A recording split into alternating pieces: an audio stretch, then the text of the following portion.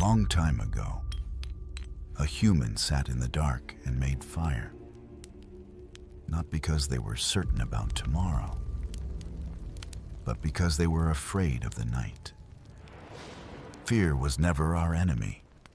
Fear helped us survive long enough to dream. But survival had a cost.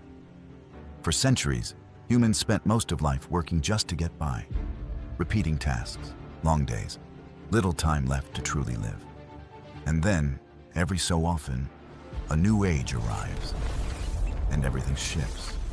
Stone, iron, the Industrial Revolution, digital, AI, each age changed what it meant to live, to work, to create, to be human. And now, we're stepping into the next one.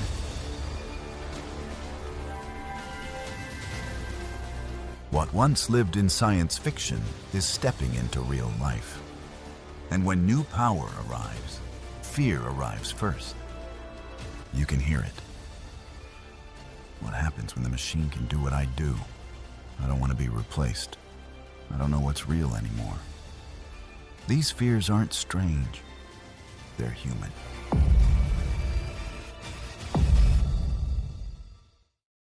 But we've stood here before.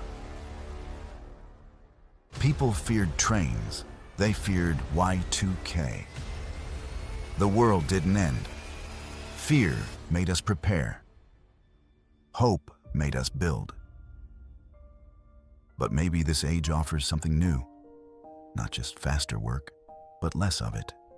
AI can take on the repetitive, the mundane, the busy work, and give something back. Time. Time for family. Time to learn. Time to create. Time to live. Not just surviving. Living. So, what do we do now? We build wisely. If jobs shift, we reskill fast, so AI replaces tasks, not people. If truth feels fragile, we teach media literacy. If control feels uncertain, we keep humans in the loop. If creators fear theft, we protect consent and collaboration. And if people fear losing humanity, we strengthen what makes us human. Mentorship, community, opportunity. Because connection is something no machine can replace. AI won't decide our future. We will. Let's make sure path seekers rise with it and lead what comes next. Join us.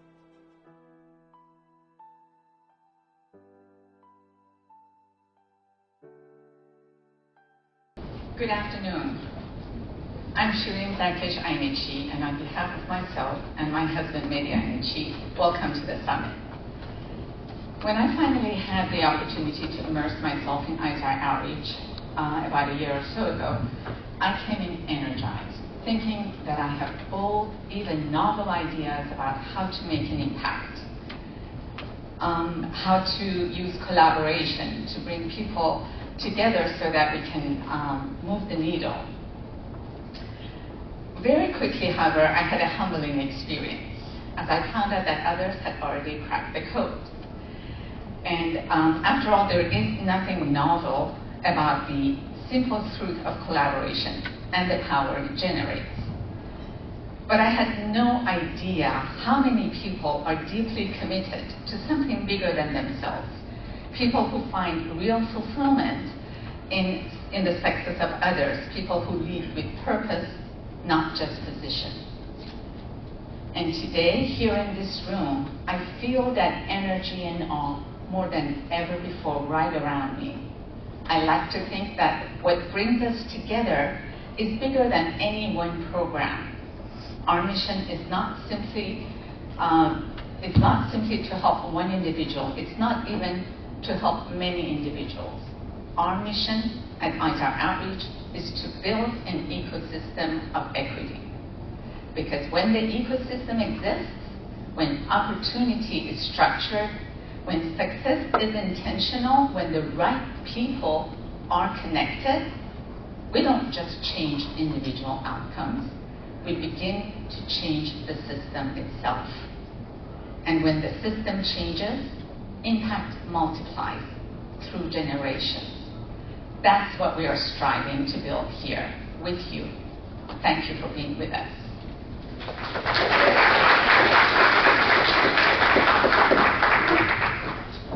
All right, good afternoon. Tough act to follow. My name is Dina Nechi. I will be your co-MC for the afternoon, along with Dr. Nora Sarsur. We are so pleased to have under one roof our sponsors, our speakers, our partners, and our job seekers. During today's event, we're going to be discussing the transformative effects of AI in the workplace and how we can create the conditions to create a symbiotic relationship between employers, employees, and the community. We want to make sure our young workforce that's entering the workforce today have the skills necessary so that AI does not replace them, it only makes them more productive and supplements their skills and expertise. And I thank you so much for being part of that today. And I'd especially like to thank those who have supported this event, Katarina's Club for sponsoring the meal for students, Fendi Coffee, and San Bernardino Community College District, who graciously supported the transportation of their students here. We are very excited. We have a room of students, innovators, business leaders, college leaders, and so much more. And so we're hoping and looking forward to the enriching conversation that will take place today. So welcome, everyone.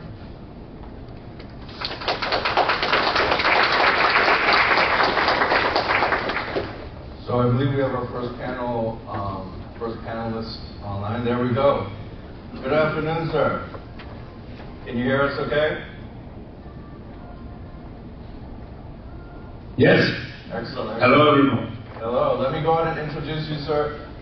This is Kamran Elahian. Kamran Elahian is the prime example of a rags to riches story. He has founded numerous companies. He's a very successful entrepreneur.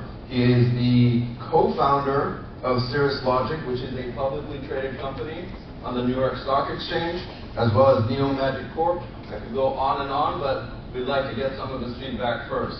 Mr. Elahian, the question we have for you to start with is that as an entrepreneur, sir, you've seen technology reshape workforces and industries over time, such as computers or the invention of the internet. Do you feel that the invention of AI is similar to those prior technologies, or are we dealing with something different? Well, good afternoon, everyone. It's wonderful to be there, and sorry I cannot see all of your faces, but let me share my screen with you and show you a few of the slides that I created for this event that might be helpful.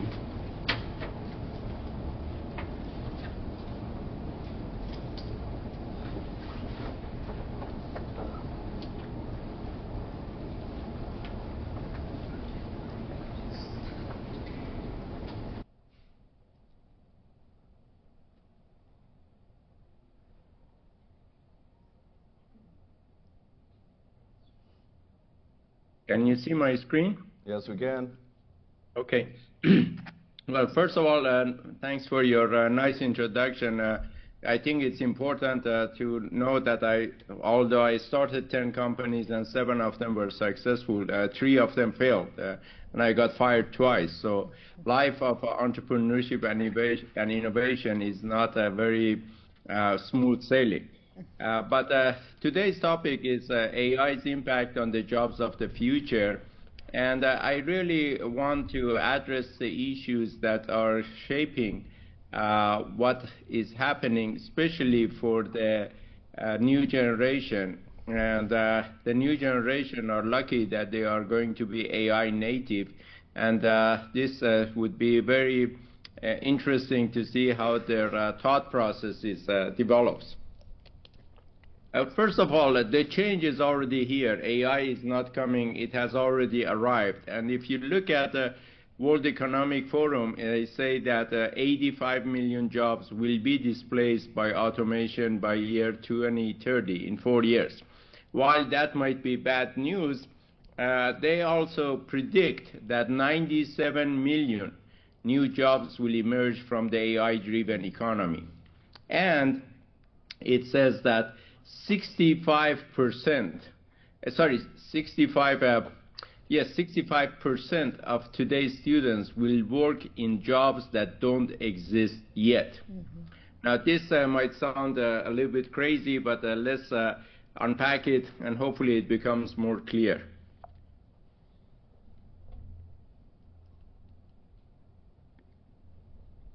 So what kind of jobs will change? Roles that will disappear: data entry, bookkeeping, basic customer service, routine assembly work, simple report generation, standard loan processing. I could go on and on and on, but that's not so interesting. The roles that will grow would be AI and machine learning specialists, healthcare and elder care, because especially in America, it is starting to become an aging society, and we have seen it in other developed countries like Japan, China, and Korea. It is something that is going to be very important. Creative and design roles, critical thinking and strategy, and skilled trades and technicians. The key insight is AI replaces tasks, not people who adopt. That's a very important thing to remember. Now, brand new jobs are being born right now.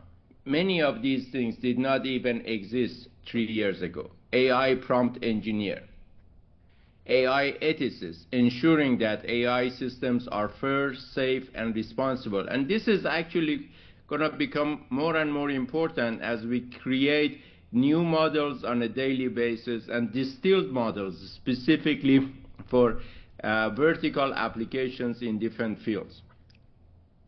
Data storytellers. This might sound strange to you, but while AI is very good on coming up with a lot of analysis of data and putting infographics together, human touch to make it become something that is understood by people is very, very key, and something that inspires and gets people to want to do, follow the lead that you want to set up. Human AI trainer. This is human beings that are involved in the loop to help AI models get better and better by covering the corners, cases, and new areas that AI has not had a lot of past information. And I might be able to, on the panel, talk about this a bit more. Digital twin manager. This is one of the things that my company Innovera does, and it's really overseeing virtual simulation of real-world systems. And we can talk about this more. And of course, the AI product manager. Product manager is a role that will always be required for any company that is developing products or services that has got to meet the needs of the market.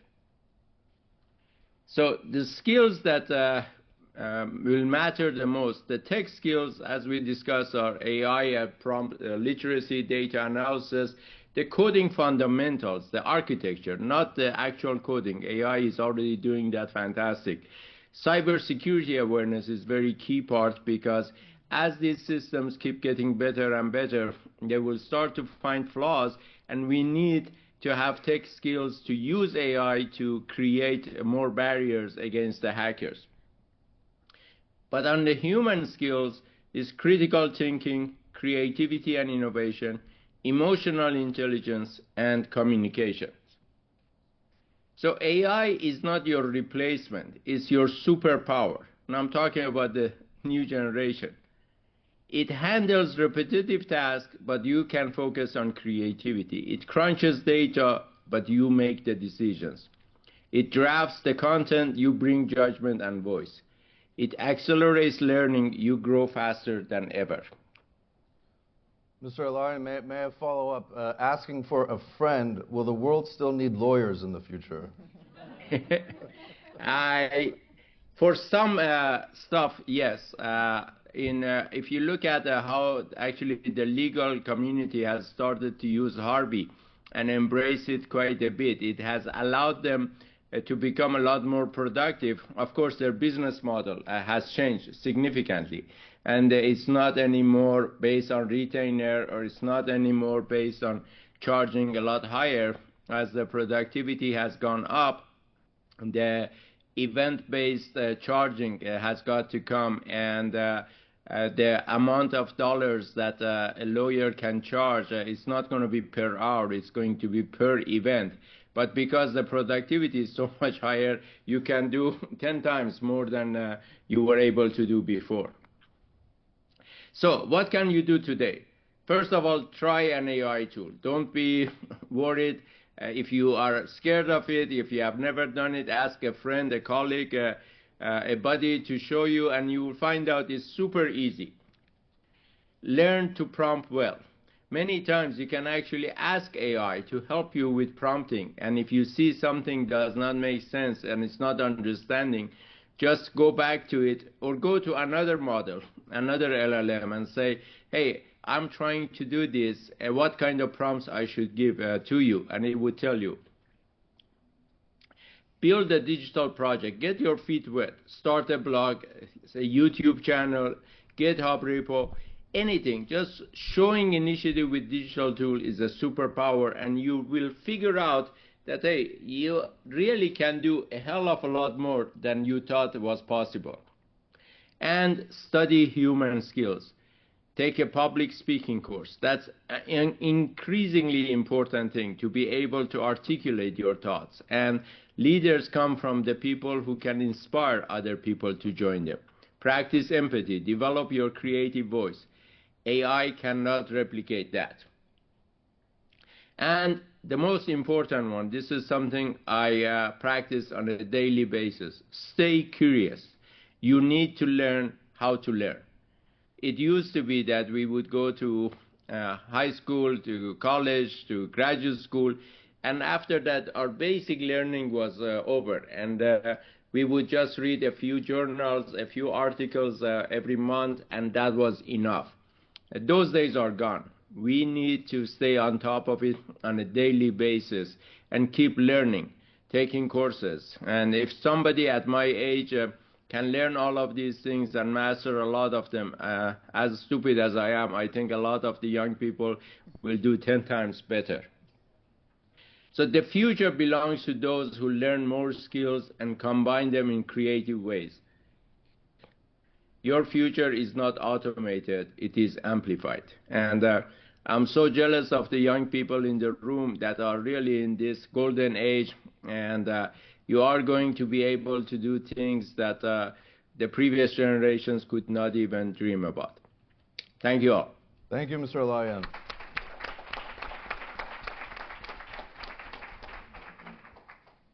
All righty. Okay. Next up, we have our guest, Meymuna Hussein-Cattan, founder and CEO of TIA Foundation. Just to highlight, we love food at AyZar Outreach, and hopefully you had the chance to enjoy some of the pastries that were donated by Cal Poly Pomona and Chef Kris and his team.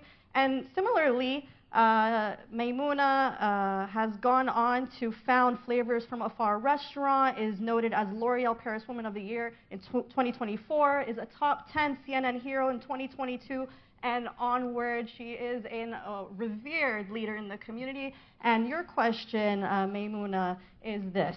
When industries transform, who absorbs the most damage and why? What does that look like in the communities that you serve? Yeah, I think, thank you for having me. I think what's taking place right now that we're overlooking is, as fast-paced and innovative as technology is, we still have a digital divide. There's over 24 million people just in the United States alone that don't have internet access, and you yourself probably know someone that doesn't really know how to sit down and type. And I think with the help of AI, you know, society could expand and elevate, but you're also leaving a lot of people behind. And what I've learned on my journey is the strength of human connection. So today, Flavors from Afar is a restaurant of ours. It's a social enterprise on Hollywood Boulevard. We are Michelin Bib Gourmand 4 years in a row. We have tons of accolades. But it's because of the refugee families we work with. When, you know, I would say around 2016, 2017, during the Trump's first term, whatever, he cut refugee aid and immigrant services, and there were these huge resettlement agencies around us that were shutting down. And naturally, I leaned on our donors, and we're asking them for support. And I said, you know, we're a nonpartisan organization. We just need support helping these immigrant families with vocational English classes, employment workshops, you know, just resume development. Please help us. And everyone, you know, had to make their own choices economically at the time because we were in an unknown. And I turned to the refugee families that we work with, and I had a social enterprise committee meetings. So it was made up of families that we serve. We had board members, volunteers, some donors, staff at the time. And it was actually the families that we serve that came up with the concept of food. So I was thinking maybe we could do like an international tea house or coffee shop. They were thinking, why don't we do like international food and cuisine and cater for a little bit.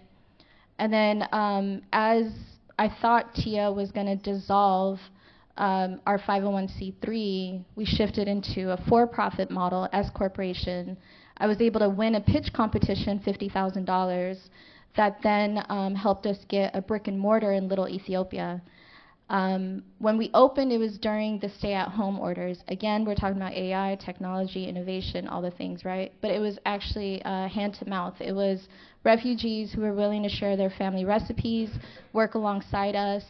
You know, as he had mentioned earlier, I would say this is very skill-based industry. You either know how to preserve your family recipes or not. These are simple things they grew up with. And from there, we've won a lot of accolades. Do I use AI? Do I believe in AI? Yes. I looked up talking points for today. It's very helpful for me in many ways, but I also know that the digital divide is real, and those that are experiencing the digital divide, yes, they can be left behind, or they could be the problem solvers, like the chefs that we work with today. Thank you.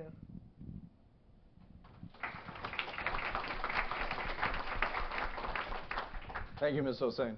Our next panelist is the Vice Chancellor of the San Bernardino Community College District, and as such has a unique perspective in discussing how AI is going to affect the young workforce. I am pleased to introduce Dr. Nohemy Ornelas. Welcome. Thank you.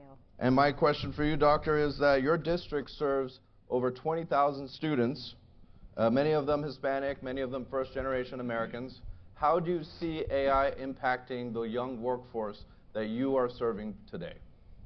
Yeah, thank you. Thank you for having me. First of all, I would just like to recognize all of our students that are here. If you want to please stand up so that you can be recognized.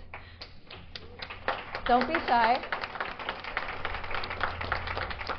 These students are here to learn about AI, but they are coming on their own time. So this is our future. This is our next generation that will be in the workforce. And so I'd just like to start off by just sharing a couple of facts regarding our Generation Z, which is the age group between 14 and 29. I have three in that age group. I have one that's closer to 14, 18, and then I have a 26-year-old. So I've experienced it on my personal life from different perspectives, and that generation is a larger group.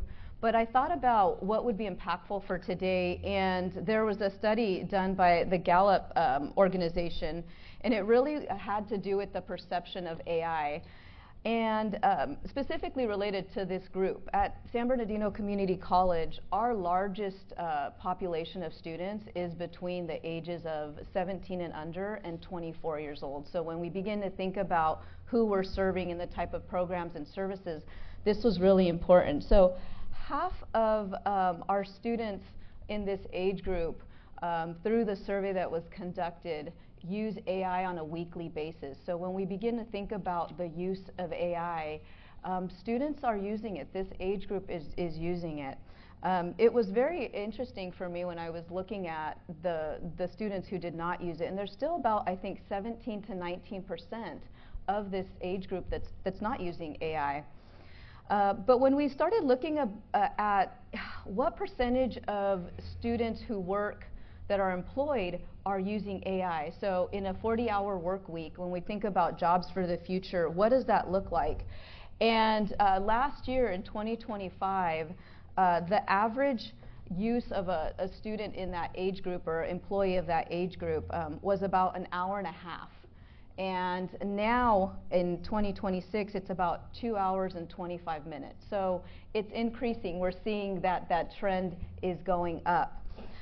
There is still concern among this group regarding AI training, AI learning, and I think some of our colleagues have expressed the digital divide, but really, how are we going to keep up? We see the news, you know, AI is going to take over our jobs.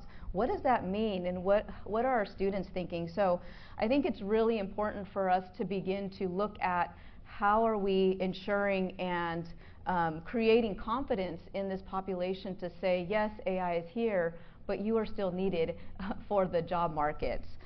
Young adults are more likely to view AI as a risk. So when we think about, you know, in the workplace, there's been a lot of talk, and even at the college level and the district level, what are our A policies for the use of AI? So I know a lot of employers and industries, and even within our organization, we're thinking about, is there an AI policy? How do we help guide them?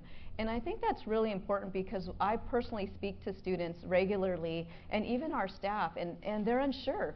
Am I allowed to use it here? When do I use it? When is it appropriate? How can I use it? And sometimes it can steer students away from, I'm just not going to use it, right? Just to stay away from that uncertainty.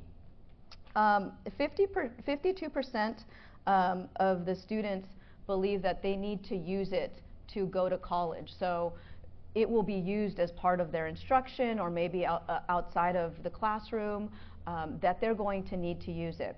56% of high school students agree that they will use AI outside of high school or after they graduate. So I think it's important to begin to think about, you know, we have this Gen Z, but even within the Gen Z age group, there are different perceptions of AI.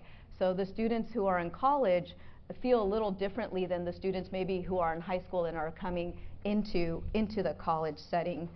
So for us at San Bernardino Community College, we are really looking for partners to help us and to really begin to think about how are we going to best prepare our students through our instruction and our curriculum, but also through our partnerships with employers and industries and agencies to make sure that our students are ready for the job market and that are going to feel confident and comfortable using it.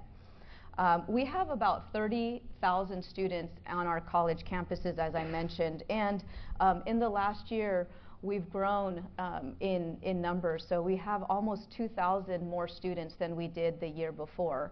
And the largest growth was between the 18 and 24 of 1,000. So 50% of our students who came brand new are between that age group. We offer bachelor's degrees, we offer associate degrees, we offer certificates, and all of our students have different goals in mind. So when we begin to think about providing services as a community college district, there are different goals that our students have. So a few things that we're doing is we're looking at exploring and adopting a policy. So our colleges, our teachers, our students, our associated student body government leaders, we're looking at what's in the policy? Well, it's how to use AI. We've talked about how do we use it? What are the ethical implications for that? how are students going to be trained in that? What type of services are going to be available for our students? But we also have the classroom aspect and working collaboratively with our faculty and our teachers to help them and support them. Some teachers may use AI in a certain way and others may not. So we need to be able to have a policy that's going to encompass all of our different disciplines, all of our programs, to ensure that learning is still taking place. We want our students to continue learning. We want AI to enhance their learning. And also looking at the workforce needs. What are our employers telling us? What do they want our students to come prepared with? So I'm often in meetings sitting there listening to our employers, and our employers are saying, we need our students to have these specific skills. And then the last piece is ensuring that we have adequate systems to ensure security. So more and more often, we're hearing of breaches of data, privacy of data, ensuring confidentiality. So as we're rolling out these different softwares, as we're rolling out these different support services, that is at the core of what we do. The last thing I just want to share, and then I'll pass it back off, is one thing that we're looking at, and I know some of our students are here. We have a couple of college course students. If you want to stand up to be recognized, college course students, I saw you with some of your t-shirts. So thank you. The last thing that we're trying to do is create innovation. We've talked about creating innovation, and there's sometimes failure. College Core is an extension of AmeriCorps. So maybe some of you may have heard of AmeriCorps a long time, which is a federal program that provides community-based learning to disadvantaged individuals or disadvantaged populations. And so over the last couple of years, California has adopted a California Volunteers program. So our interest as a community college district is to begin to embed these initiatives that matter to our communities and that are necessary to our communities. And we are introducing a very new thing, which is creating community-based learning services through our College Core program, specifically for AI literacy.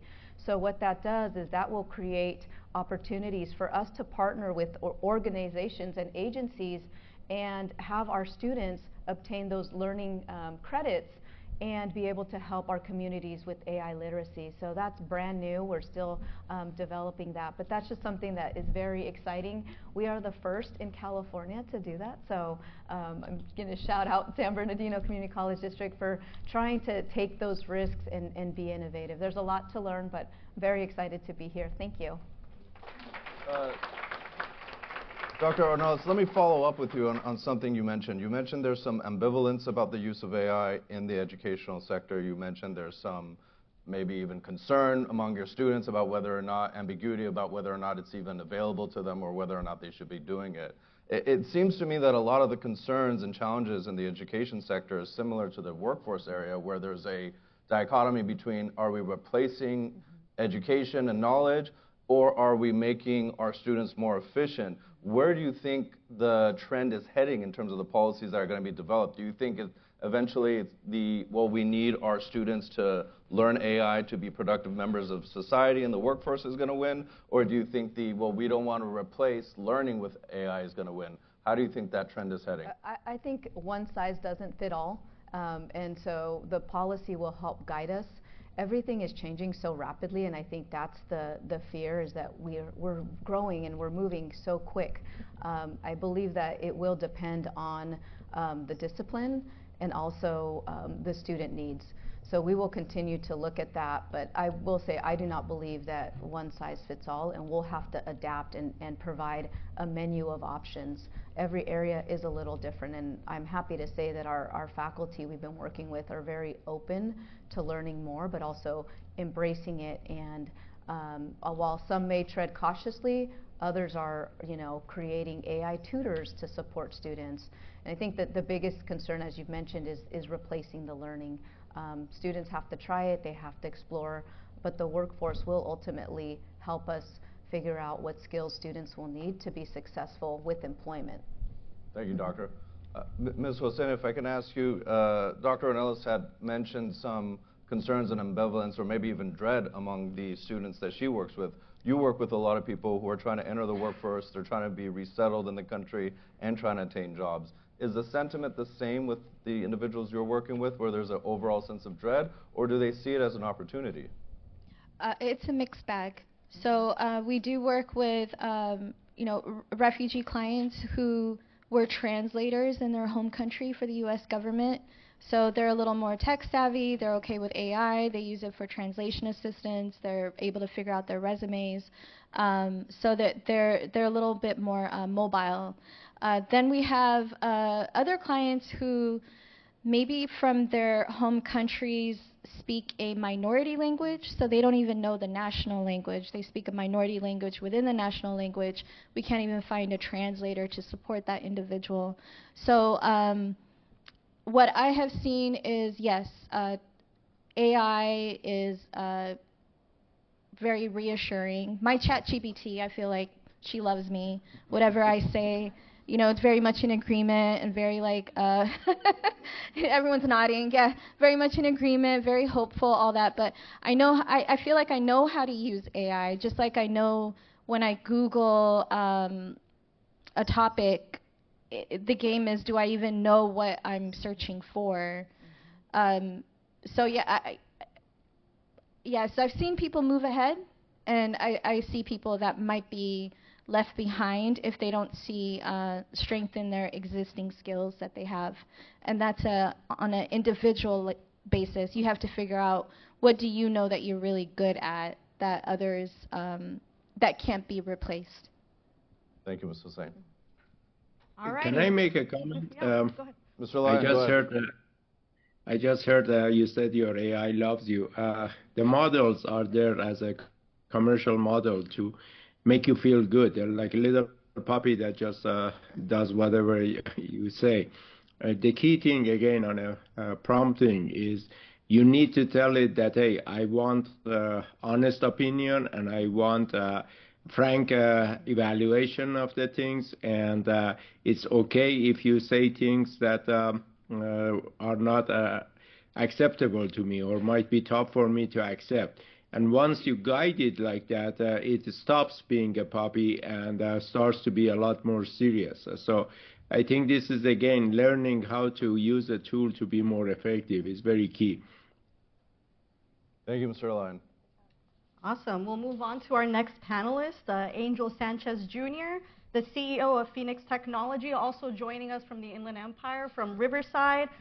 He is the vice chair of the Riverside County Workforce Development Board, and was appointed by Governor Gavin Newsom to the California Workforce Development Board, and is the CEO of Phoenix Technology, which is a very innovative and responsive company to the needs of the community and specific populations.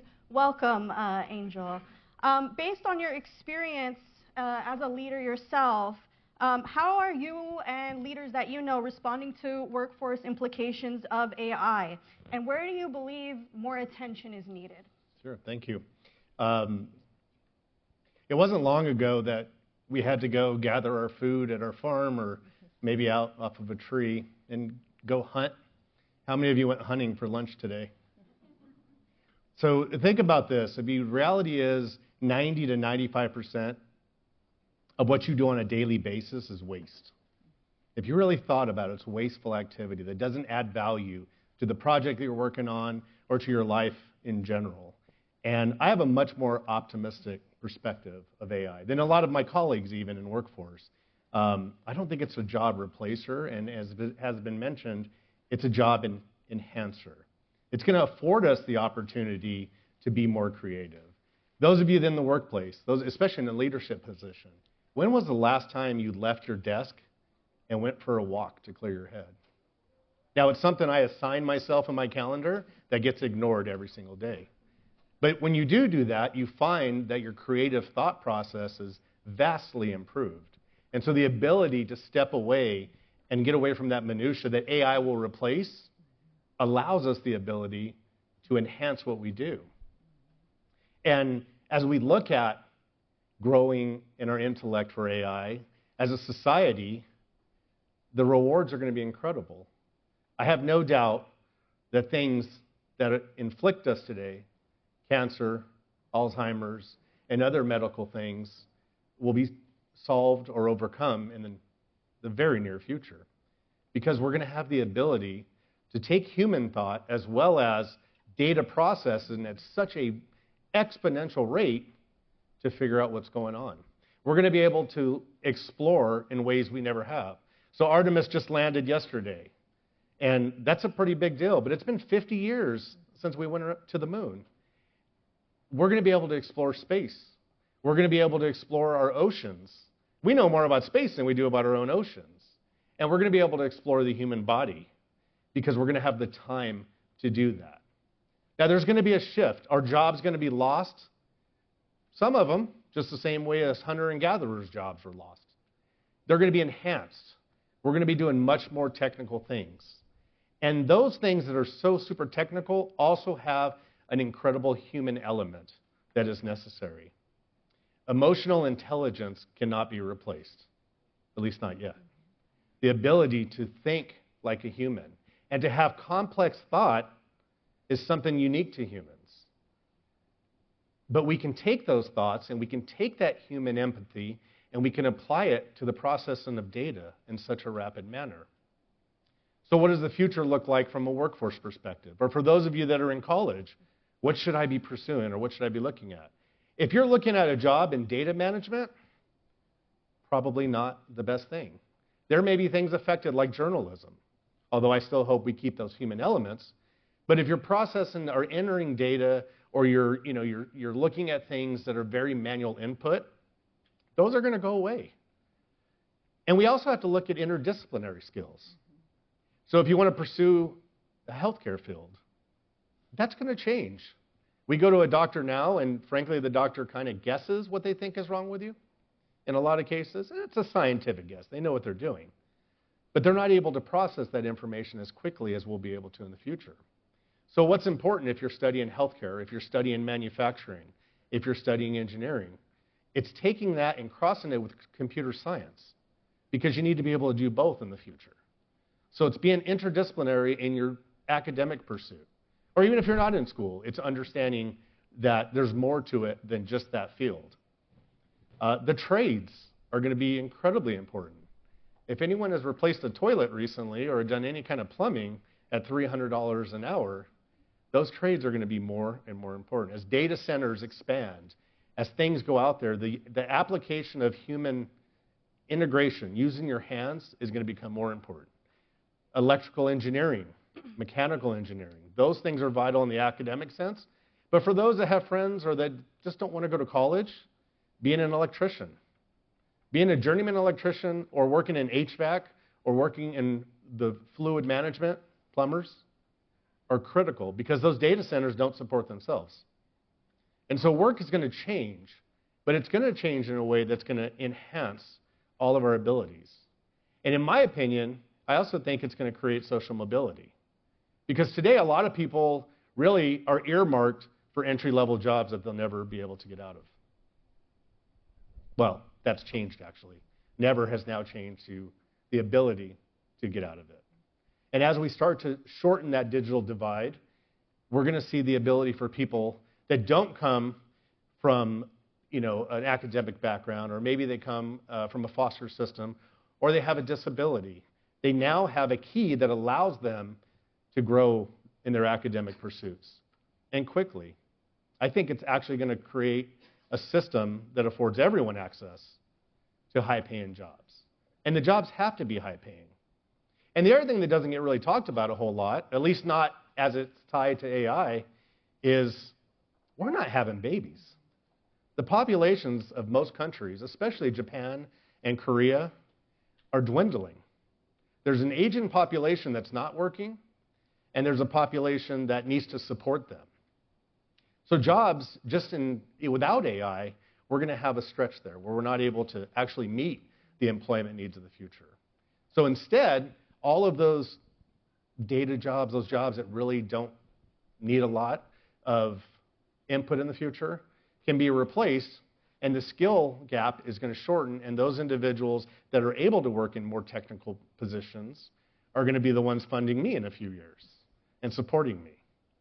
So there's a lot of things that are coming together. It's almost like a perfect nucleus that's being formed, so that we can utilize it to advance who we are as mankind. As we look at embracing the technology, as we look at utilizing it in ethical ways, that's important, so it's good to hear about these policies. As that takes place, we're rapidly going to see a new industrial revolution. Just the same as we did when the car was introduced, when the trains, I loved that video, by the way. When all of those things came forward, the cell phone. I know I don't work less because of the cell phone, and we didn't have those at the beginning of my career. It all has enhanced us, and it's made us more profitable and more effective. So don't look at it as something that to be feared of. But what you do have to do is you have to embrace it, and you have to embrace it in a positive way. And I love how our first speaker talked about practicing. If you aren't using at least the free version of one of the AIs, the popular ones, ChatGPT, Gemini, Claude, if you're not using Copilot, if you haven't jumped on there in the last 24 hours, go home today and do it.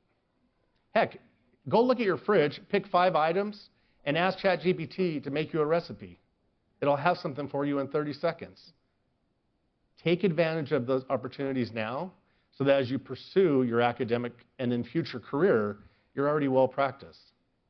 It's just like my son, who can type 120 words a minute, was typing when he was 3 years old.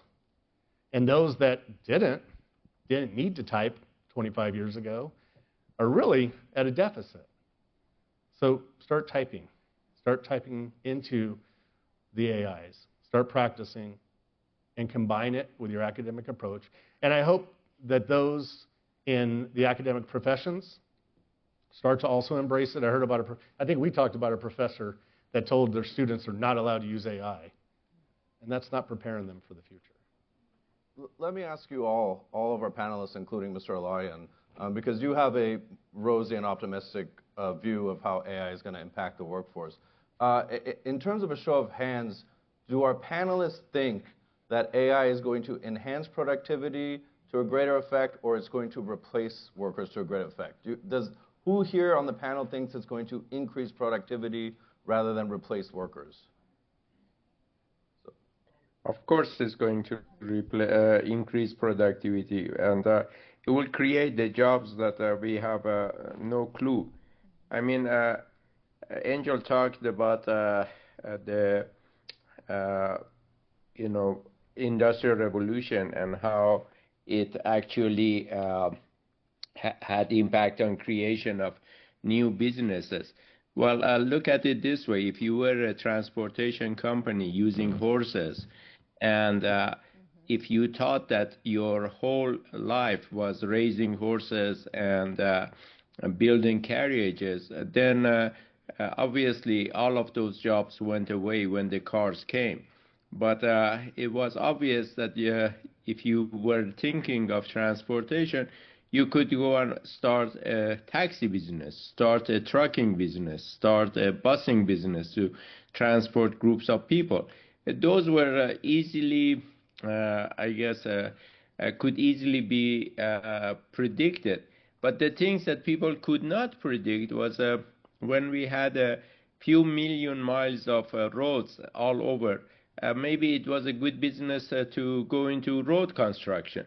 Maybe it was a good business to go into building hotels and building motels because hospitality grew 100 times. Maybe it is good to go into gas station business because horses, did not need gas, but cars needed it, and it became quite a huge business, gas business. Maybe fast food business, the McDonald's and Burger Kings, or fast coffee business. Now, the thing that is a little bit different is those things took about 60 years to become all new things. I believe many of these new jobs are going to be created within the next 10 years. And many of them, we have no clue what they are yet, because it just becomes obvious after they are created. Thank you, Mr. Elahian. I'd like to turn it over to our last panelist. He likes to think of himself as my little brother, when he's in fact my much older uncle. He is the CEO of Path LLM AI and he stole all the genius genes from the family. So this is the question I have for you, Uncle. What does AI do today that it couldn't do 12 months ago? And how do these advances affect individuals who are entering the workforce now? Very good. So, I mean, we keep the dispute on the first facts that he talked about. But I think related to what you're saying, I believe the future is very bright. And the issue is the issue of speed. I think what is not understood well, as Kamran also mentioned, is I think the speed of change is so fast that needs a lot of attention and thinking to understand. And I will give you an example. If you can show the slides that I shared, I really appreciate that.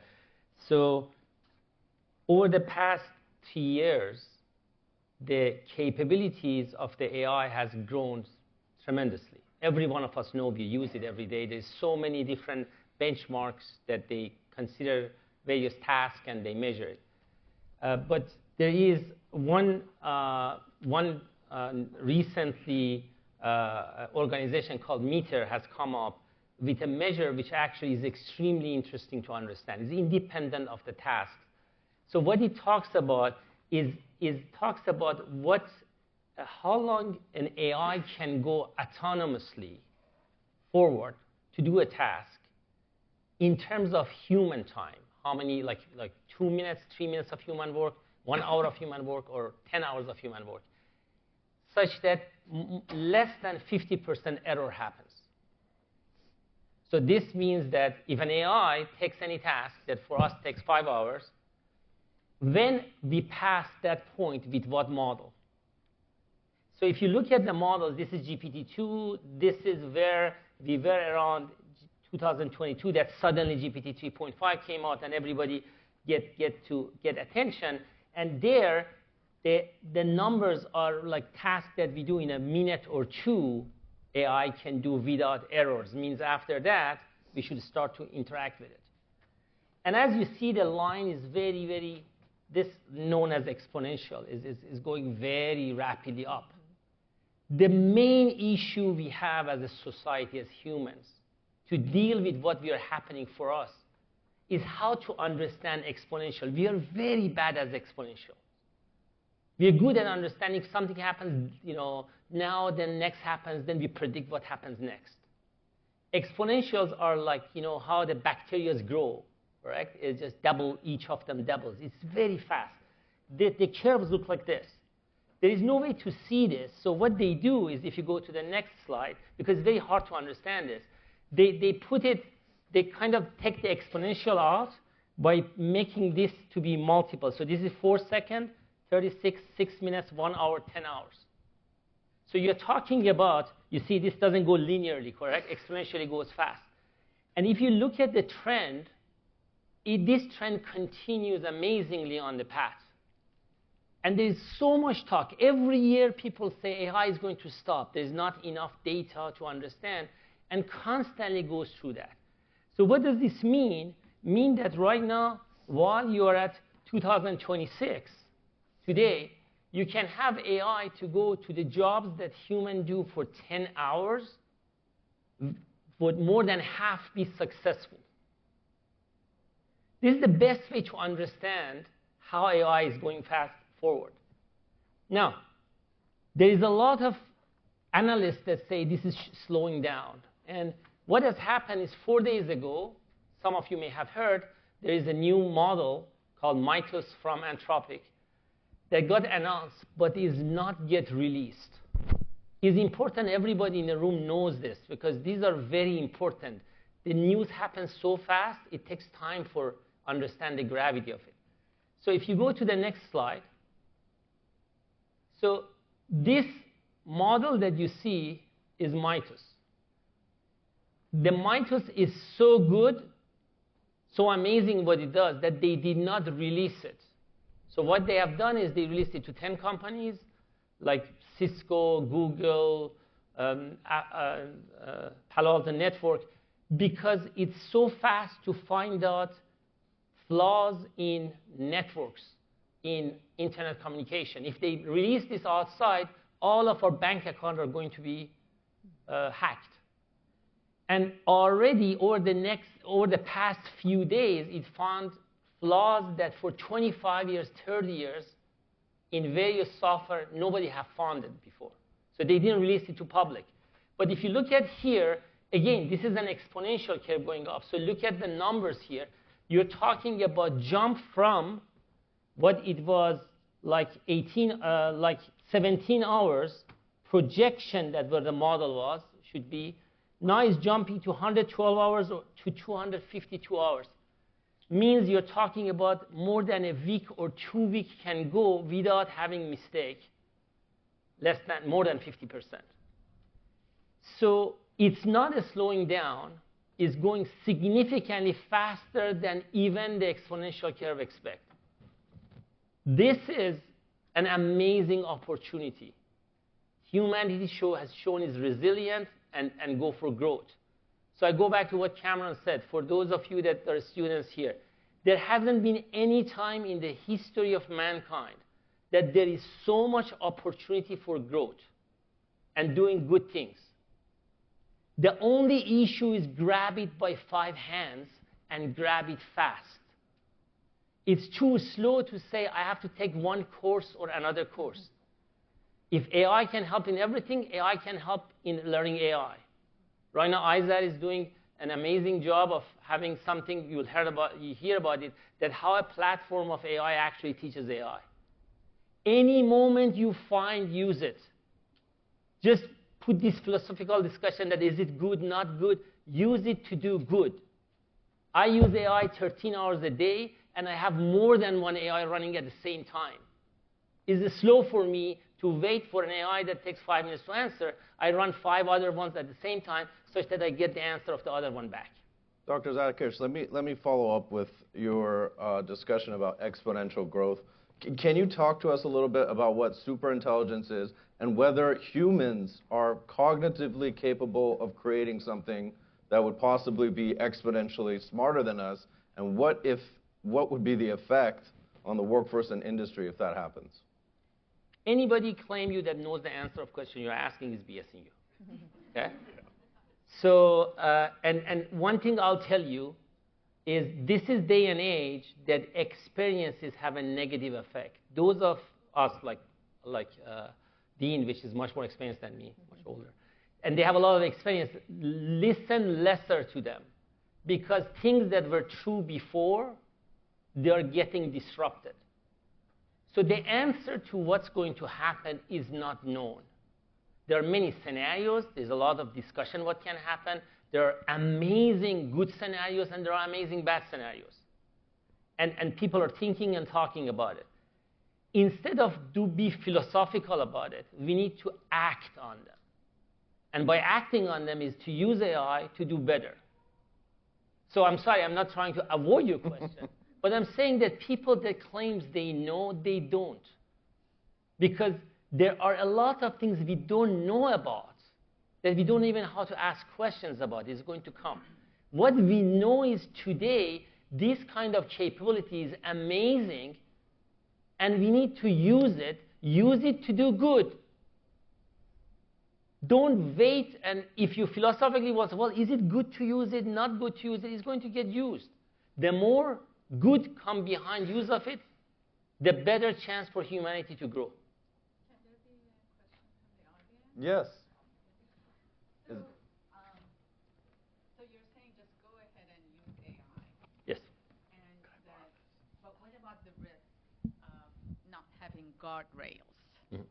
The risk of, and the ethics that comes and the overuse of AI, and I'm bringing up that negative potential scenario, the overuse, and that might bring threat to humanity as we are.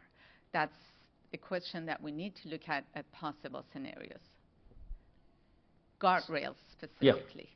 So the point is that the negative scenarios that you can think of, and there is very, very many of them has been discussed, is hugely negative.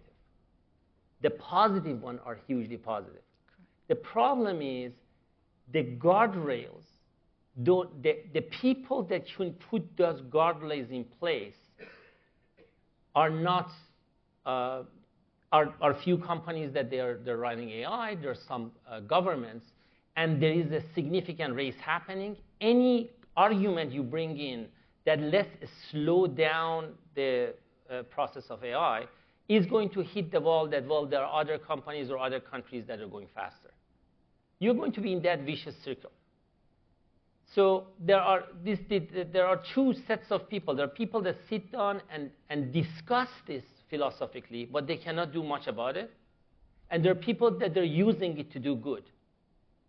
And what I'm suggesting is the more of us use AI to do good are going to have much more impact than those of us that constantly discuss philosophy of, well, the AI might be bad, but they have no practical way to change the path it's going forward.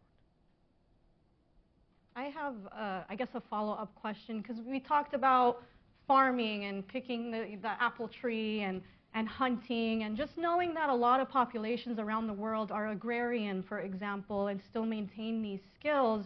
Who is making the decision on their behalf?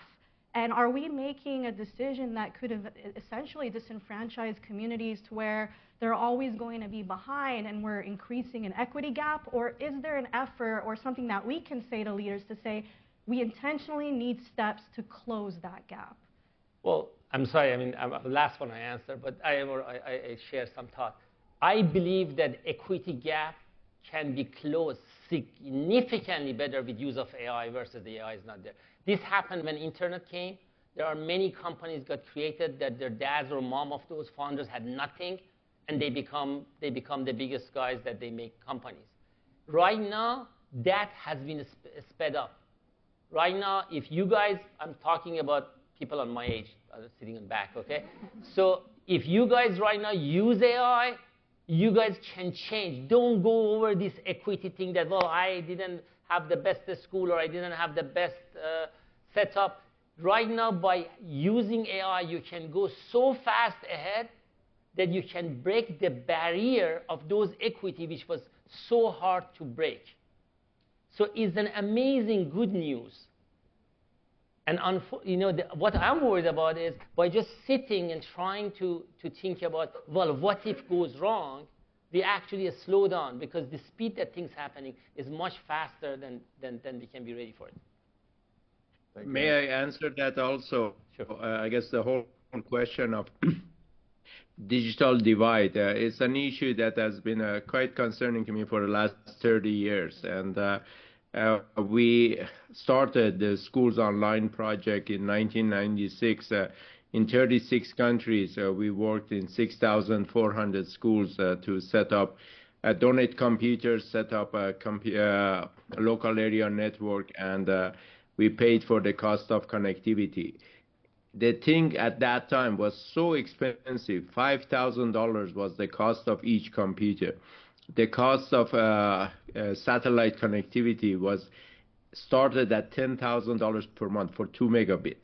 So it was extremely difficult thing to do.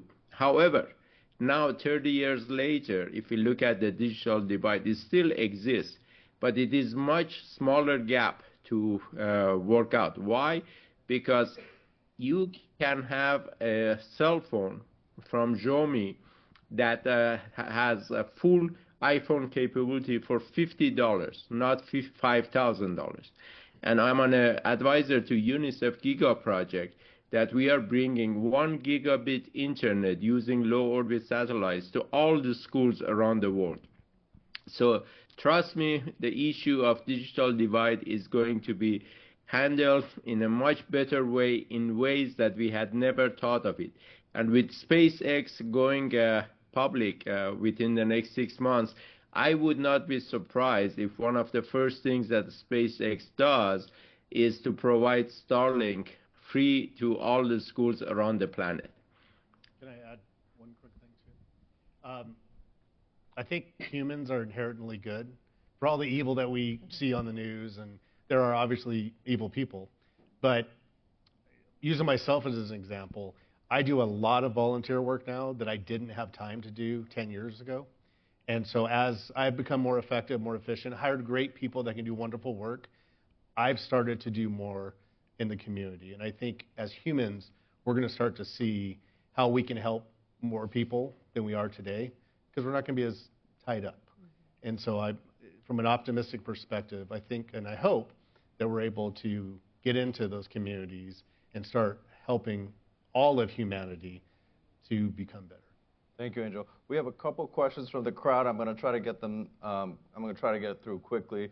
The first question for all of the panelists is, one of our guests wants to know, why does it seem that the ChatGPT models are slowing down? Can somebody explain why it feels like these models are getting better but are also getting slower at the same time? Yeah, so the main reason is the cost. So they're throttling it, very simple. So especially ChatGPT, because their model was B2C, is to consumer, the usage is a lot, they're just slowing it down, purposely because it's too much cost. Thank you, Doctor. I believe you had a question. Can I answer that also? Sure. Not all of the models are slowing down. It's different. Companies have got different approaches, and using synthetic data, distilling models, and providing much higher speed is absolutely available. All of the young people in the audience, if you want to try something super fast, this Canadian company Thales has developed equivalent of ChatGPT, but much better, called Chat Jimmy, like Jimmy Kimmel, Chat Jimmy. And ChatGPT processes between 50 to 100 tokens per second. Chat Jimmy processes 15,000 tokens per second. It is speed of light. It is free. So a lot is happening, and ChatGPT in some ways is falling behind. Thank you, Mr. Elahian. I believe we had a question from one of our other guests. Okay. Hi. Mr. Elahian, I really appreciated your presentation. I took a lot of good notes. And I really appreciate your call to action to stay curious and, pick up a project and just do it, like you said as well. But much of the skills that you've all focused on are all technical skills. And in particular for you as an academician and all the students in the room, for all of you, I'm wondering, if I were to flip the coin, where do you see the value, or if there's any value left, for a liberal arts education, for basic English and, science and basic sciences, basic STEM sciences even, biology, chemistry, physics, art history, all of that? Or does everybody have to now go and study coding? Where do you see the value of that in the jobs of the future and for the humanity? I think that's it. The value of coding is zero. Zero. You don't need to study coding, because Claude does that for you. And you just give it a few line prompts, and it does create as much application as you want. So there is zero value for coding. That is the beauty of how the things have changed. And you need to know the coding architecture helps if you want to do a complicated, complex system. But basic coding is not required. I will give you one example. I asked Gemini to help me write a book of life for myself. And I asked it, without writing a single line of code, I said, please go and watch all of the talks that I have given in my 50 years of professional life, and go and create a 10-chapter outline for my book of life. And I want it to have a lot of meaning. I don't want it to be flattering to me. I want it to be honest and accurate. And I did not have to write a single line of code. Do you know how many people I would have had to hire before to go and write code to do these things? It is just mind-boggling. First time I created a website in 1999, I believe. I had to pay somebody $100,000 to create a website for me. About 10 years ago, I paid a company $5,000 to go and update that. 3 weeks ago, using actually Replete, I said, go and look at all of the articles, all of the talks, all of the things that I've done, and go and update it. It cost me nothing, and it got done in 2 hours. Thank you, Mr. Elahian.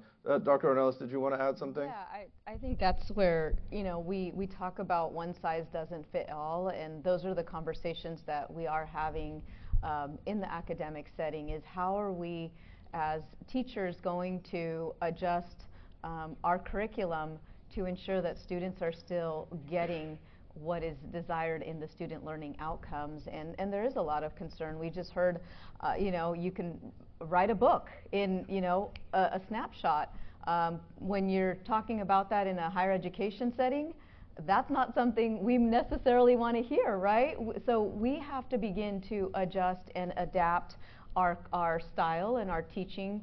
And so there's another learning curve for our teachers and for ourselves to say, how are we going to ensure that students are still obtaining value in that course and in that instruction? And so that is the difficult part. I personally teach a class to students, and so some of the strategies that I've used is really looking at how to build the critical thinking skills outside of in different positions, whether it's communication. And someone mentioned, you know, learning how to public speak. How are we articulating our thoughts and sharing what we're learning versus writing a paper, right? And so you're adapting to the technology to ensure that students are still learning that. But that is definitely a concern that continues to be a topic of conversation in a higher education setting. I personally, I took a course at MIT on AI and industry and workplace, so it had nothing to do with education, but I'm the student, and there were over 1,000 participants across the world. And one of the things I learned is it really is specific to the industry. Certain industries may be able to write a report. They want you to use AI to write a report because that will allow them time to look at something else. But there may be another industry or another sector that requires that writing. So there is that balance of looking at what is it that you're going to need for your career and for that industry. So hopefully we can continue to talk about it and be open. And I really appreciated the failure part because, you know, we need to be okay with failure, and I think that's something that can be overwhelming to students.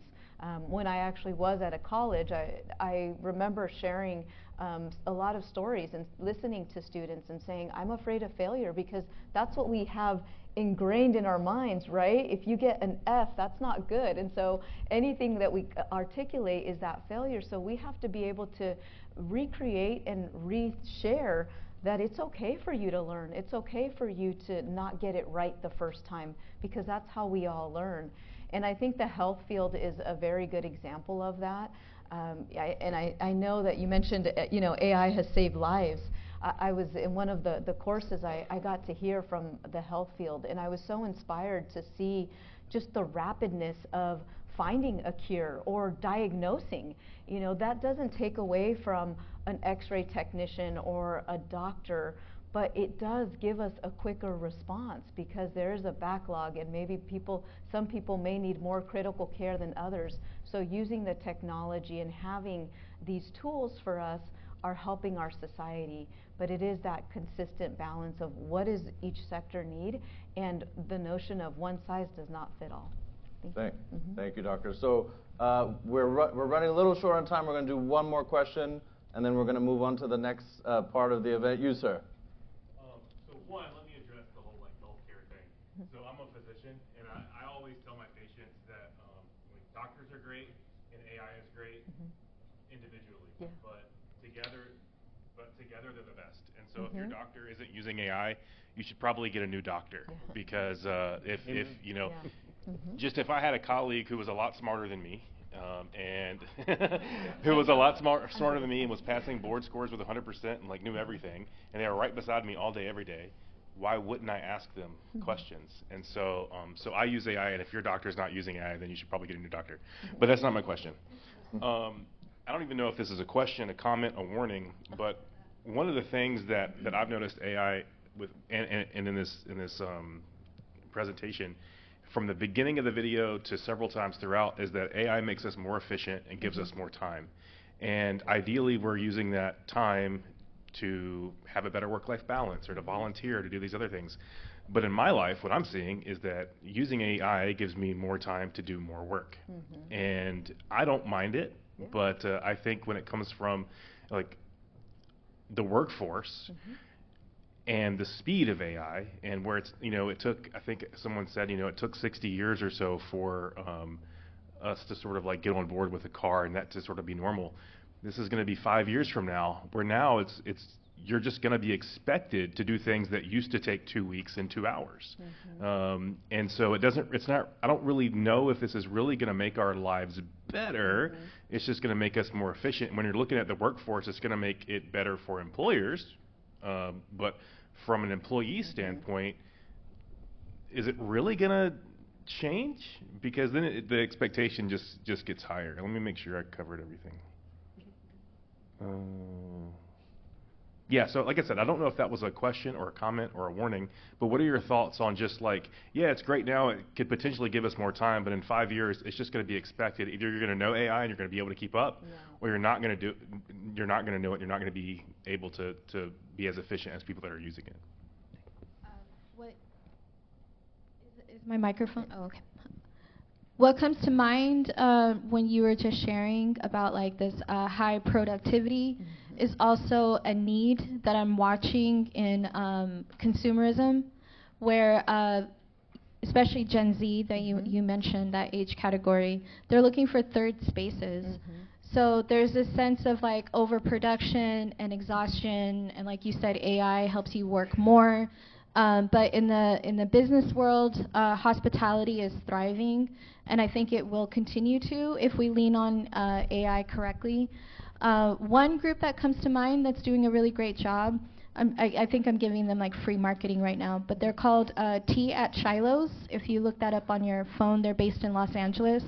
And I think it's a remarkable business model. So they created this beautiful space. It has like couches and pillows and nice music and nice ambiance. And you pay like, I don't know, something ridiculous, like $80 per person, right? I got hooked. So you pay $80 a person to show up, and the only thing that they have on their menu is tea. So, and not all kinds of teas, right? Not like an international cafe or anything like that. There's 3 teas, and you get to talk to and ask questions with the curator that's designing the tea and their recipes. And on any given night, they probably have at least like 20 to 30 people in the room that are sitting on these like cushy seats and talking to a friend and not feeling overwhelmed by the outside. It's kind of like a yoga studio vibe for your heart, and you could talk to a friend, right? There's going to be more of these spaces that are a huge need because of the high production, high productivity. But we also need that human-to-human connection. And another thing that they add to their business model that I thought was interesting is we don't really know how to talk to each other anymore. So even when you're out and like one-on-one with a friend and connecting over tea, how do you keep that conversation going? So then they walk around and then give you like playing cards or conversation decks or what have you. So I think that's just something to keep in mind is, yes, there is this AI that's happening, but then the human connection is so needed that someone like me is willing to pay $80 to drink tea with you. Can I add a little bit to that too? I think you bring up a good point. I think there's going to be ebb and flow, and a lot of it has to do with the fact that and I know I feel that way too. It's a lot more work to do, but I'm also solving a lot more. And so I think what will happen is there will be an almost intentional spike in additional work so that we can get to those to-do lists that we've been putting off forever. And as we start to address that, it'll start to change where culturally there's going to be an expectation of more creative time and more relief.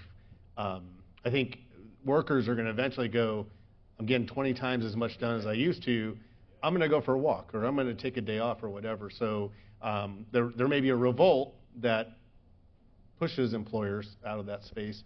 I please don't tell my workforce because we're not ready for that. But I don't necessarily believe we need to work 40 hours a week if we can get the same work done in 10 hours a week. 4-day work week. Well, we work a 4-day work week, but they're 3-day work week. But I mean, if we can get as much done in less time, I think we can get a lot more of that. If I Potentially, but I think it'll shift. I think it'll ebb and flow. And to ask you had a great question about liberal arts and all those things. And what I failed to mention and meant to is we still need human service providers, the therapists. We need people that will talk and teach people how to communicate with each other. If we truly do have all this free time, we can't use it sitting on a couch looking at a screen. We're going to have to start adventuring. We're going to have to start walking. We're going to have to start talking. And believe it or not, I think we're going to have those careers where people teach you how to communicate with each other. I'm so sorry we're like 30 minutes behind, and we do want to start connecting our sponsors with some of our job seekers. So we have one more question from a student, which is right over there. Can we get a microphone to her, please? Thank you. And then we're going to close it out and move on to the next section. And just Go for ahead. the sake of time, if it's directly to one panelist or, that'd be appreciated. I'm really bad with names, but it's going to be directed to the person who last spoke. Okay. Okay. I'm Ocean, by the way. Hi, nice to meet you. Very nice to meet you. Could you kind of touched on the topic a little bit? My concern as a student is that we go through these steps to learn things, and as we're learning them, we learn the background, the history of it, and then as we go to the next course, we learn the quicker way to do things. Similar to AI, but AI wasn't started yet. My biggest concern is if we got rid of everything, how are we going to make sure that, I'll word it differently. So basically, oh, I'm so nervous. You're among friends.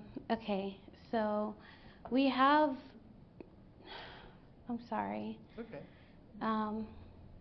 Are you asking if we're able to eliminate most of the things we're working on today, what are we actually going to do, or where are we going to need to learn from? Or? No, so if we're going to doing AI and things change and stuff like that, things tend to fail sometimes. My biggest fear is not failing because it's growth. I'm open to growth and learning.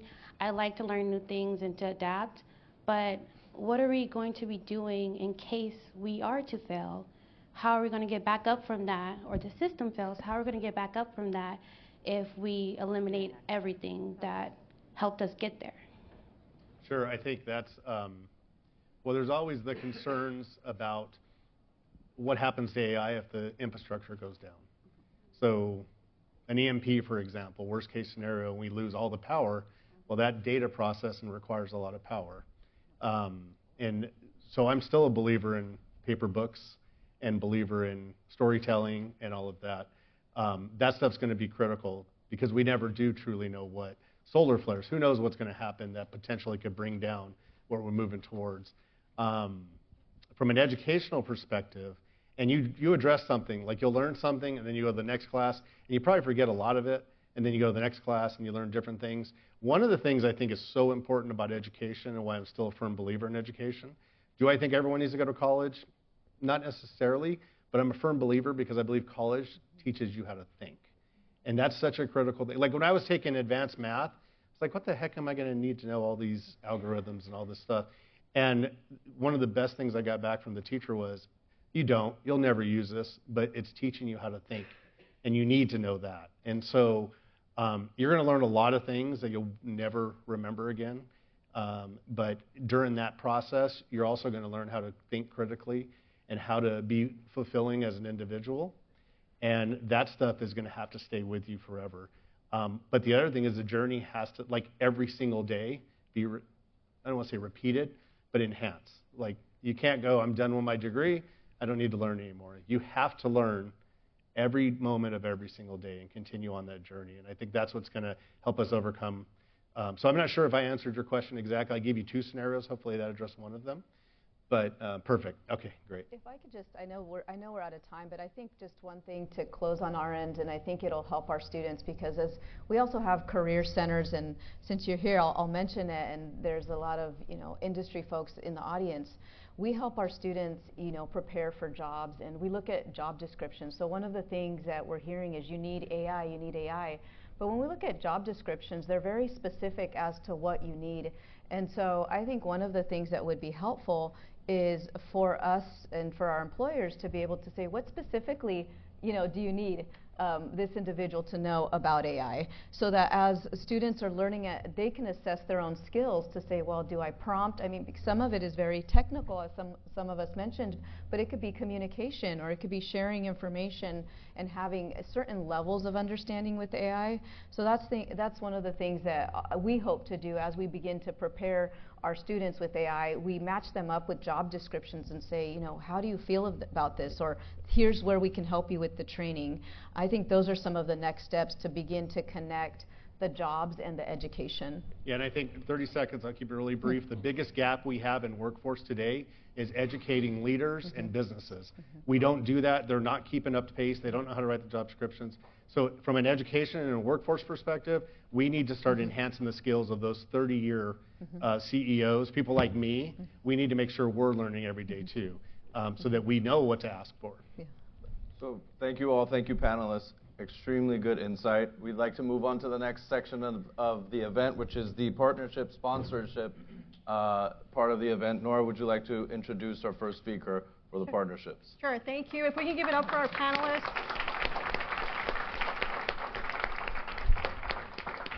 Meymuna, Amir, Dr. Nohemy, Angel, Kamran, thank you so much. I think we need a part 2, and we could keep talking about this, and this is very exciting, and I have so many questions to ask still, and maybe we do it over Zoom or something, but it was such a magical thing to see everyone on the stage together and talking about the future of workforce, and I hope it brings some optimism to you all as to what we can envision, and despite the fears and the ethical implications that we all have lurking in our minds, there is some optimism to seize upon, and there's power in this room. So thank you, each of you. We appreciate it. We're going to go ahead and move on to our next section.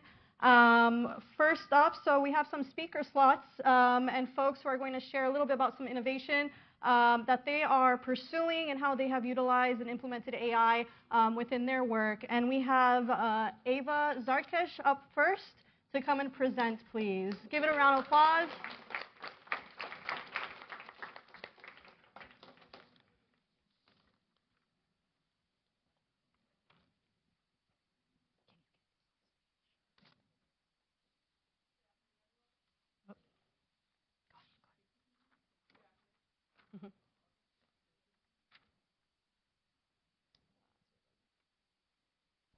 Hello.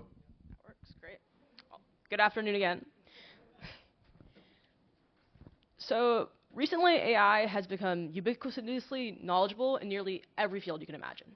And because of this, what we know has become less important, less and less. And who you know has become more important than ever. And that's exactly why we have started the initiative of Summit Pairing. And this is an AI native way of facilitating human connection. So, it has 3 main steps, the first of which is profile analysis, where an algorithm basically sorts all of the information that you sent in your intake form. And this only happens, of course, to people who opted in. And the second is going to be compatibility scoring, where basically every single possible pairing is analyzed, and the AI decides how compatible those 2 people are on a scale of 0 to 100. And the last step, of course, is an optimization of choosing the highest, most compatible matches. Go on the next slide. Great. So we have a few different stats here. They're not on the slides right now, but I'm going to read them out to you. First off, the number of participants in this matching was 49, and the number of total pairings we made was 20. The number of people, the pairings that were extremely strong was 6, and the numbers of pairings that was classified as strong was 11. Now, there's one more thing I want to mention about this. Go to the next slide. And this entire system was built with Claude Code. So this is an extremely popular AI tool, so I'm sure maybe at least a couple of you in the crowd are familiar with it.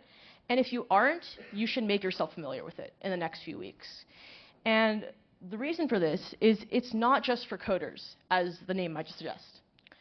For example, these 2 slides were created in under a minute with Claude Code. It took me a minute to write the prompt, and then boom, these slides appear, which would have taken at least 10 for any person to format, create, etc.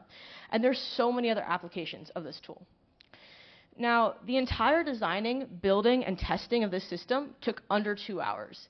And as someone who has coded a lot in the past, like 3 years before this, when AI wasn't nearly as good at coding, I would have had to spend like 10 hours creating this at least. This 5x'd my productivity. And this is going back to what the other speakers have said about how much AI is going to increase our efficiency. It's not just going to take away jobs. It's actually going to make us more valuable, more efficient. And you can do this too. So one way you can learn about how to use Claude Code and other tools like it, and also how to build on top of it, is by listening about the AYO POD, which we will talk about more later in this event. Thank you.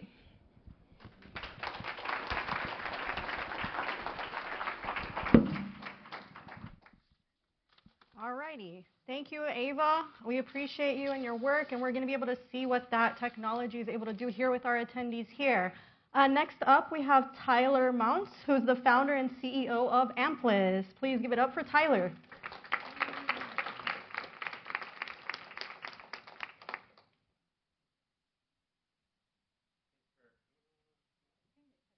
Yep, there we are.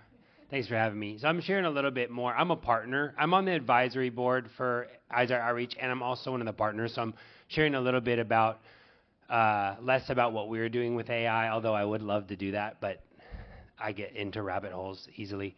So I want to share mostly about my experience as a partner, being part of the program and on the advisory board. So I got to know Shireen and AyZar Inc. through a charity group that I started for businesses. And so when Shireen asked if I would be willing to participate in the work they were doing with AyZar Outreach, I was very excited for the chance to collaborate with them and support that. So jumped in. I was really excited about what they're doing. The conversations around AI literacy were really relevant because I have a marketing agency. We're actually scaling with AI employees. And so I was like, this is going to be a really impactful program. We're teaching people entering the workforce to use these things that are going to be kind of table stakes, I think, in the near future. And so joining the advisory board, I was really excited about that. And then Shireen's like, you should be a partner. I'm like, oh, we're a small company. I don't know. If we have a room for, I was unsure about it. And I think that, and she's like, no, just trust me. She's like, okay. And you go through this thing called the matcher.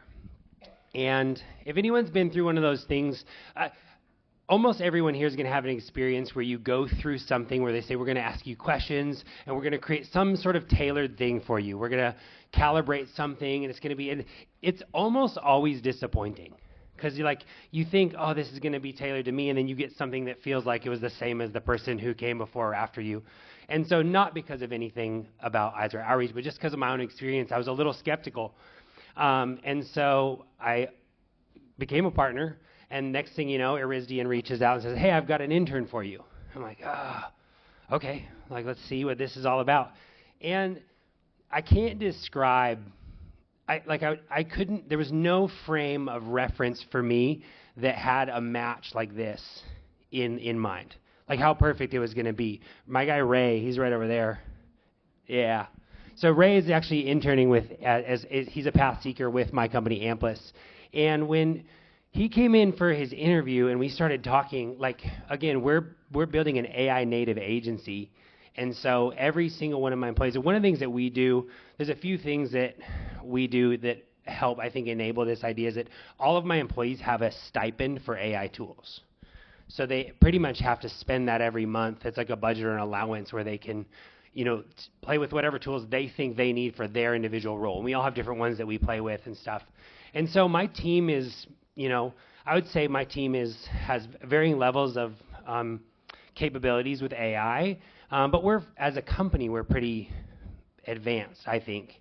And Ray was on par with or at more advanced than a lot of my existing team members.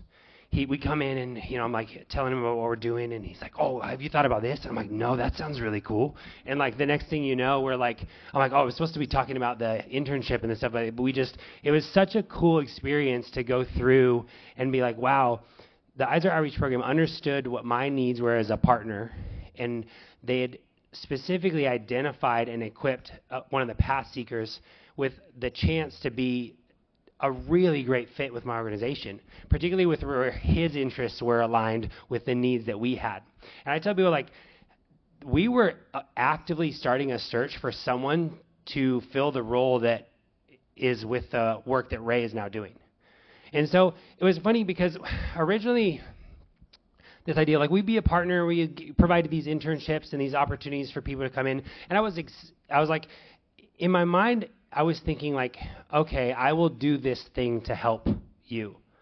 But it was like the experience of having this happen was a reframe. It was like, Shireen was really just asking me to say okay to letting them help me as a business leader. So, and what's cool about this is, Ray will be with us for an internship, but he's doing real work in my organization, and he has the opportunity to create his own future role within my company if he wants to. And so it's a really, really, really cool program that I'm I'm even more excited now than ever to be a part of it. And it's one of those things that just everyone benefits. Like when you're a partner and you provide an opportunity for one of the path seekers, it benefits your company, it benefits the path seeker, and when you think about the economic benefit and community growth that stems from these things, these placements becoming successful, it's just an incredible program. So I'm super grateful to Shireen and the team, and I'm really happy to be part of this program. Thank you, Tyler. And before we introduce the next part of the program, which is the impact table introduction, I just wanted to mention that if anybody here in this room is listening to one of our great speakers or panelists and says, dang it, I wish I had a pen to take down some notes, all we ask in return from you guys is a $10,000 donation, ladies and gentlemen, okay? And you will get one of these custom-made AyZar pens. See me directly for details. Nora, go ahead. Awesome. And on the note of the impact table, I do want to introduce something that we will be doing as these spotlight speakers present, is we will be highlighting the opportunity to participate within our ecosystem of equity as partners. And what that means is providing an internship or becoming a mentor or becoming a sponsor. Or if you're from a nonprofit or an educational institution, collaborating with us so that your students can participate within our program in whatever capacity. But ultimately, there's a lot of good that happens within our ecosystem of equity. And one of the things we pride ourselves for is that we are flexible to where you are at. And so we create custom solutions for you. We look at what you need, and we make sure that we can fill that gap and be a partner, not just in one initiative, but truly, we say, for life. We like to see all our participants not only just make it, but the real design here is that they give back. And if we're able to showcase that here today, that there is a spirit of giving back, then we will build that faith within our participants and future participants to come to see that there are people who care, that they do invest in us, that they do see a future that is inclusive of us and keeps us in mind. So as the program continues, we'll highlight those opportunities and partners that have developed very recently, as well as since the onset of AyZar Outreach. For our next speaker, we will go to Mr. Reza Sadri. Hi, this is Reza Sadri, the director of AI bootcamps at California Institute of Technology, Caltech. Very glad to be here to talk to you about what we did at Caltech and how has it impacted the research and how an extension of it or similar programs can be used to help people learn how to use AI for specific disciplines. This is the Caltech program. It's a part of the Division of Engineering and Applied Sciences at Caltech. We provide courses for researchers there. These courses cover different AI disciplines. The prerequisite for all of these courses is that people need to know these two areas. They need to be familiar with Python programming, and they need to understand the mathematical backgrounds that is required to understand how machine learning and AI works. And the introductory course covers the basics of machine learning, for example, linear models and supervised and unsupervised learning and the basics of neural networks.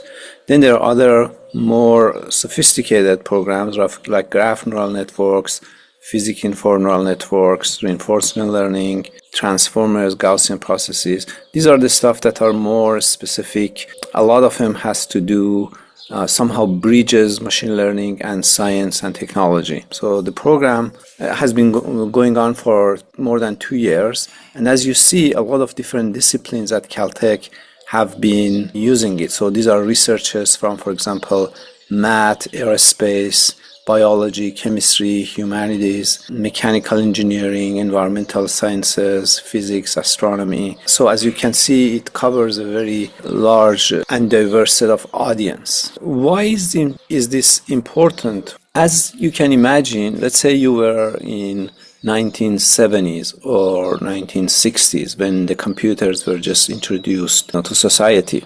So at those times, computers were basically used, by airlines or banks. There was a lot of commercial use cases. Then later, if you want to do sophisticated calculations or create models in physics, you needed to use a computer. So a physicist at Caltech at that time who would use, pen and paper, suddenly they started realizing that they need to know how to use a computer. And that was not easy for physicists. So the same thing is happening right now. So if you are a scientist and you don't know machine learning or how to use machine learning, then you cannot really do advanced science in many disciplines. A lot of you may know AlphaFold helped to sequence pretty much all the proteins known to humankind, so billions of proteins.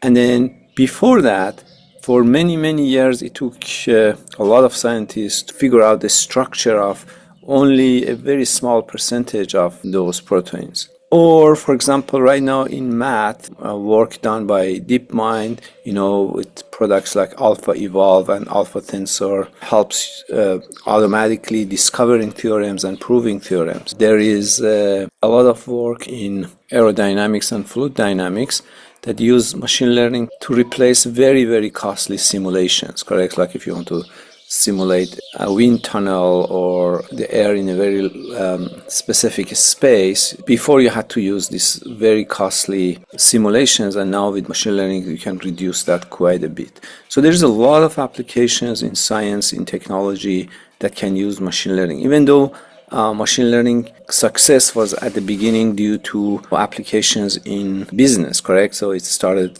with applications in e-commerce and marketing, but now it's extended to a lot of scientific domains, a lot of technological domains. My message is that, machine learning is basically the same way as computers became completely, basically taking over everything, all aspects of our lives.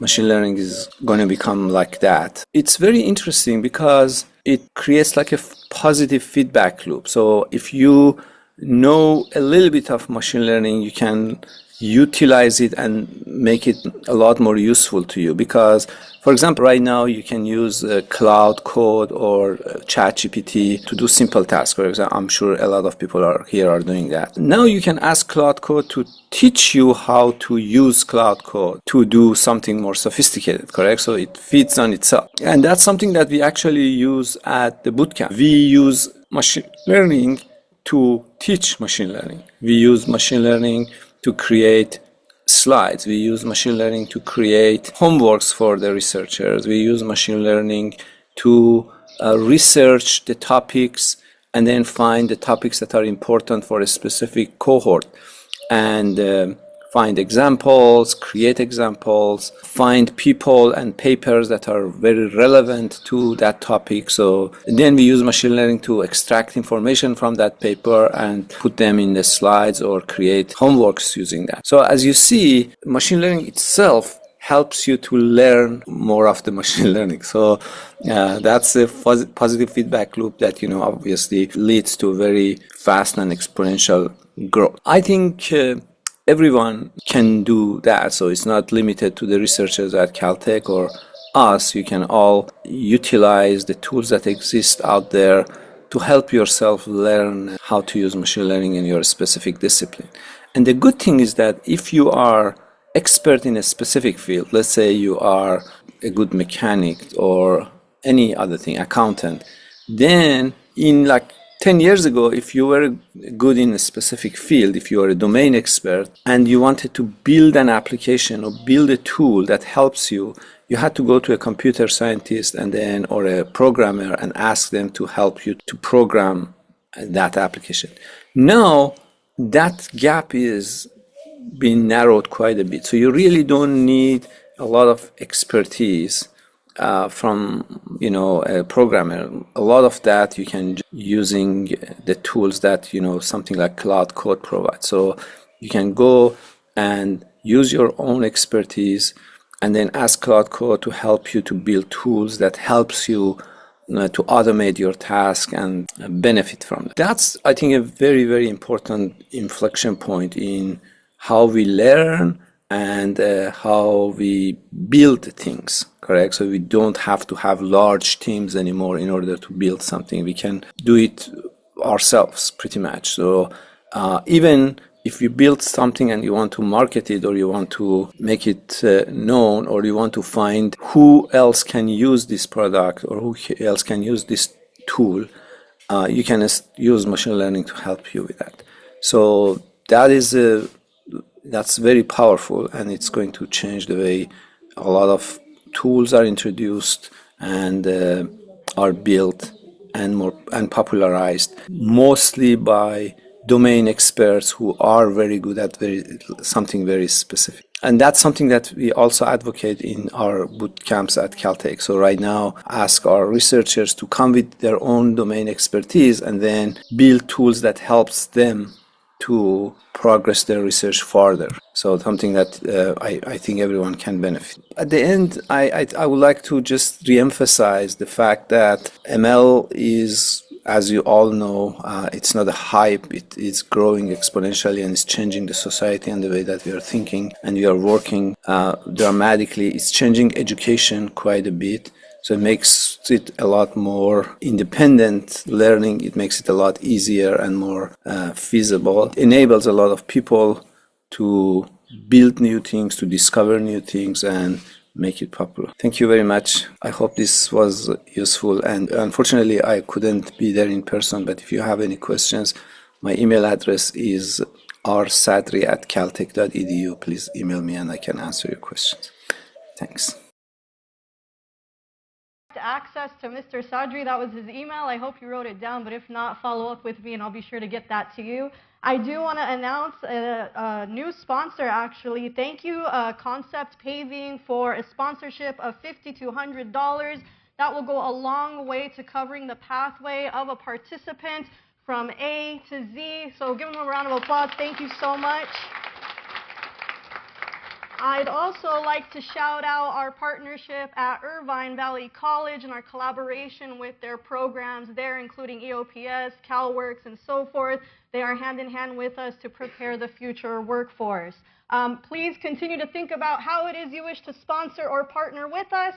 There's a lot of opportunity and a lot of students and folks who are ready to get started with AyZar Outreach. I see a paddle up right here.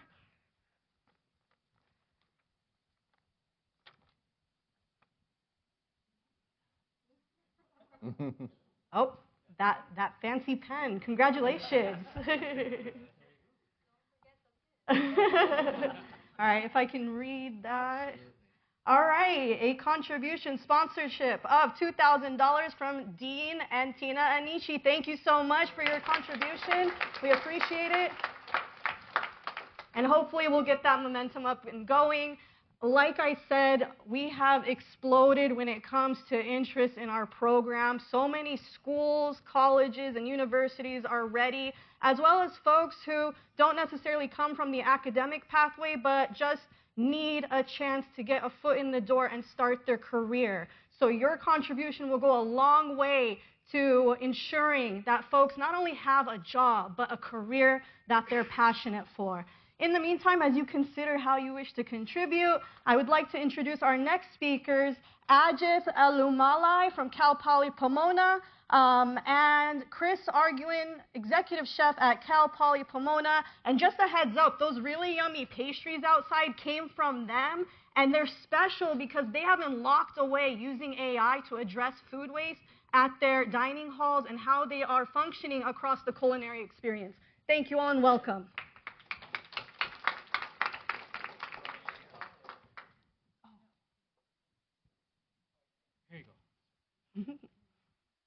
How's it going, everybody? I dragged my student employee with me because I think it's good to show the collaboration between the operator and the employee.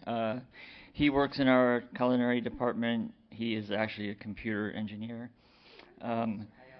We've been collaborating over the last, this school year, I think, doing a bunch of our own self-built AI projects that are going to be used on campus as well as third-party ones.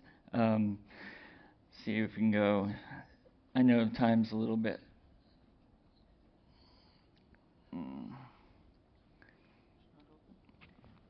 You guys might have to do the slides for me because it's not. All right, so there we go. So real quick, 3 things that we've been targeting and trying to fix at Cal Poly. The first big problem, lots of student employees, inconsistent training, and onboarding. First thing we did to implement fixing this was I actually vibe coded a training platform, interactive platform that our training manager now uses to onboard every student employee. Little metric behind that, that's about 200 people in a school year. The next one was blind spots in production. These are third-party AI companies that we use, MetaFoodX and Winnow AI, which is also a partner with the LA Food Bank, which helps us reduce waste, overproduction, and usage of leftover. The third one of the most important things that we're about to launch on campus was an AI platform that Ajith here was able to come up with that campus is about to adopt, which completely automates our invoicing system for the entire campus operation.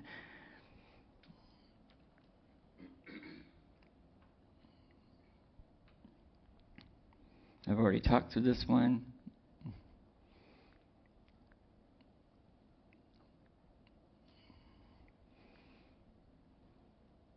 All right, so real quick, what is Winnow AI? It's an AI camera that watches our production.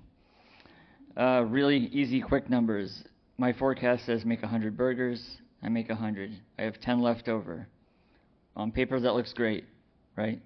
Winnow AI is actually watching and weighing and says, hey, chef, actually 40 of them went in the garbage. So that gives me metrics I could never see before without using AI to assist me with my forecasting. First picture is actually Winnow AI in real time. The next one's the MetaFoodX, and these are the AI third-party companies that already exist.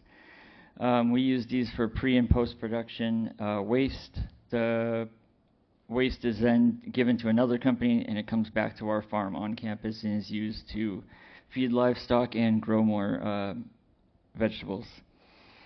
The great thing about MetaFoodX is it scans and knows everything on our menu, is able to give us the HACCP data immediately, pictures of the people, the amount that's produced in the beginning, the amount left over at the end. It gives us a lot better focus on our purchasing power and our purchasing wisely. The last part, I'm actually going to let Aji, I didn't tell him I'm doing this to him, but he can tell you about it. This is the actual AI-generated platform he did for our invoicing system. So usually what we are doing, so everything we just analyze all the invoices and then doing the manual code. It's called a geocode. So in our campus we are following the custom codes for the each and every invoices. So what I'm doing, like each and every products I need to check, and then I do the code and sign. So it's taking a lot of time, and then it's facing a lot of human errors while the calculation. So that's why I build a software using AI. So I just paste the invoice to the software, so it will do the automatic code and sign everything. So I just verify it, and then everything is good to go. I just submit it. That's it. Yeah, in the interest of time, we won't play the video, but after this part of the summit, if you guys want to actually see a demo of it done, we can get into that, or talk about one thing Cal Poly that him and I are working on for the future that I don't know if anybody's familiar with our industry, but everyone has a software that runs their business, right? It knows their pricing, it knows their recipes, it knows everything about the business. It's basically one hub and a big broken calculator. We have designed a system that I've been testing for the last month. It's 4 years of my work with AI strictly for this project. It will essentially become a digitized version of my brain. I'm able to produce recipes and menu concepts for 0 to 1,000 people in minutes, in a complete accuracy, not using linear math, or it's using actual scaling logics and recipe scaling from a chef's perspective, not from a developer's perspective. So we can talk more about that later, because I could talk about that all day. But basically, that's what we're working on. Yes. Thank you.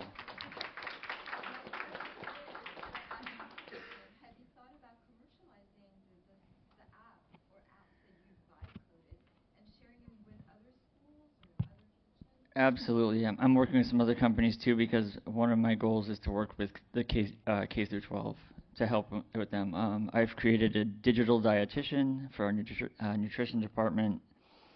Basically anything in my mind that I could never build a program before, because I'm a chef, right? But I know food, and I know culinary, and I know food science, and I know the developer, he can make the platform, but he doesn't know what I know. I don't know what he knows. The new vibe coding thing is the bridge. So now my brain can be on a platform, and then building that as a subscription-based, usage won't cost every company the $4,000 a month they spend on the software that currently exists that is a broken calculator. And, it's just the next food service operator of the next, generation coming up. So, yeah, I'm excited for it, for sure. Something that's been lost in the shuffle, and I did want to mention, if you decide to become one of our sponsors or partners, in addition to the pen, you will also receive this lapel that says, "You make a difference." And that's because you will be making a difference. AyZar Outreach is a 501c3 charity. Every dollar, every minute of your time spent is to help the community, is to connect job seekers with employers so that we all rise together. Awesome. Thank you so much. One of the things that the panelists kept saying was bridging the gap, and how do we, have those conversations to address these areas. There's a lot of concern about AI usurping energy or impacting resources, but here we have a living, breathing example right here in Pomona that's reducing food waste and creating accessibility, feeding into food pantries and so forth. It's just opening up a lot of opportunities. So thank you for your presentation. I invite you all to continue conversation with Kris. I do want to share, we have an anonymous donor. A sponsor has contributed $50,000 to AyZar Outreach. Thank you so much to this anonymous donor.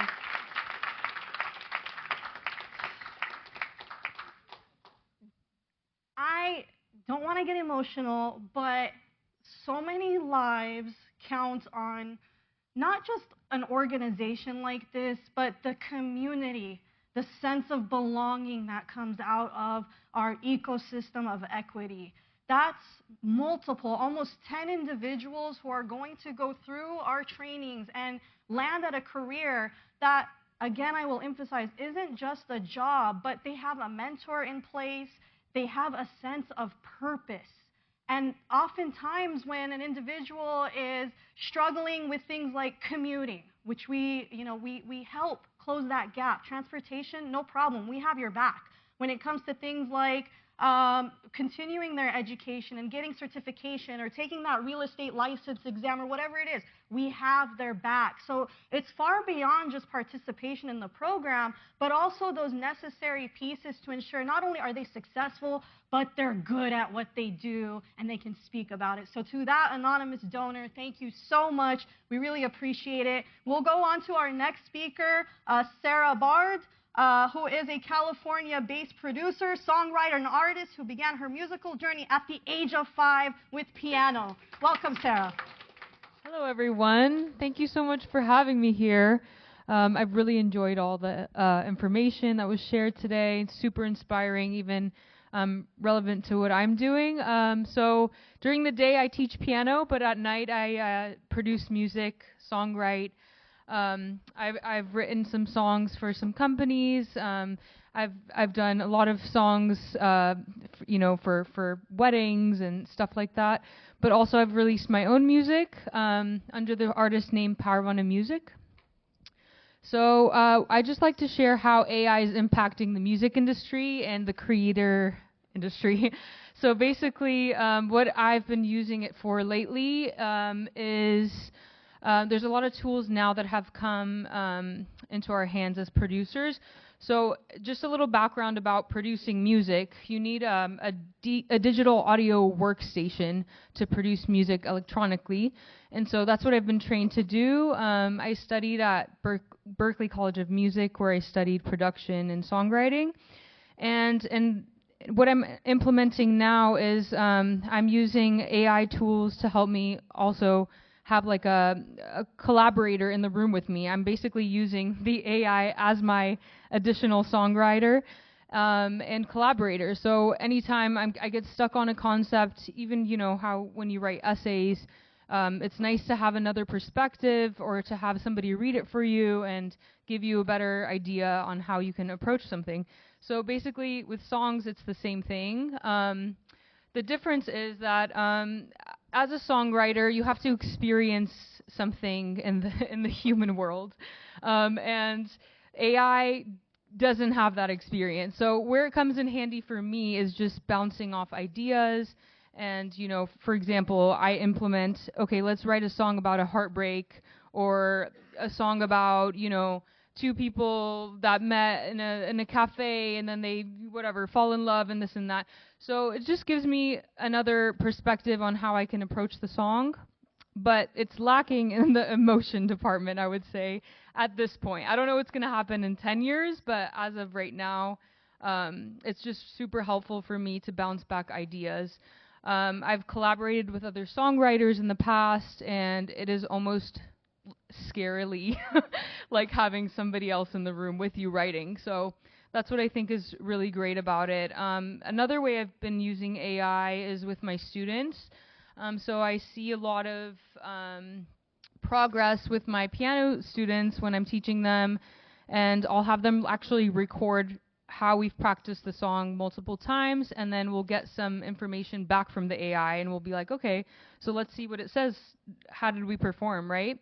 So the AI will give us some information on articulation, dynamics, how can we perform better. So this is a great tool when I'm not there in the room and they have to practice on their own. And then when I come back the next week, we can discuss how did the AI help you this week? Or so it's just become a tool to make things more efficient, just like all the other speakers have said. I'm super for AI. I really think that it can be such a positive thing in speeding up our process. For example, before a song hits the radio and you guys all get to listen to it and consume it, it has to be processed properly. So the sonics need to sound right. So before you're going to hear it on the radio, it has to be mixed properly. Mixing is just basically making the levels of the song at a certain way that, you know, everything sounds sonically balanced.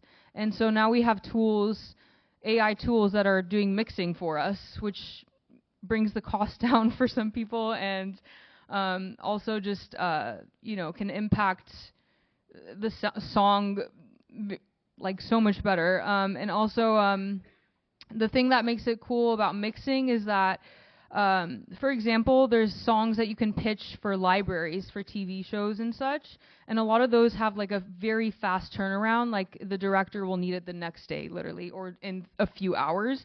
And so when you have to mix something really fast, that can be really overwhelming. And I think when we have these AI tools that can speed up that process just for the pitching process, getting them to TV and labels to like review, I think it's just a lot easier versus outsourcing to a mixing engineer who would have to go through and spend hours on it. It just makes it super fast for us.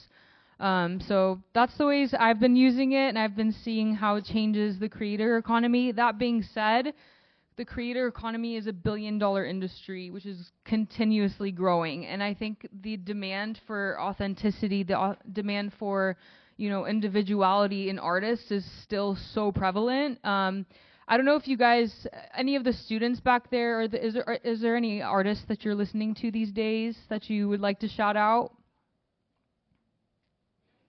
Eminem. Okay, perfect. So Eminem has a really distinct style, right?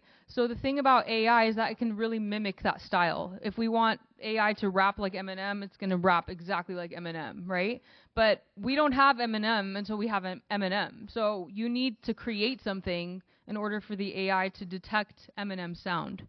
So they don't know my sound until I feed it to them, right? So the power still lies in the artist, in the producer, in the creator.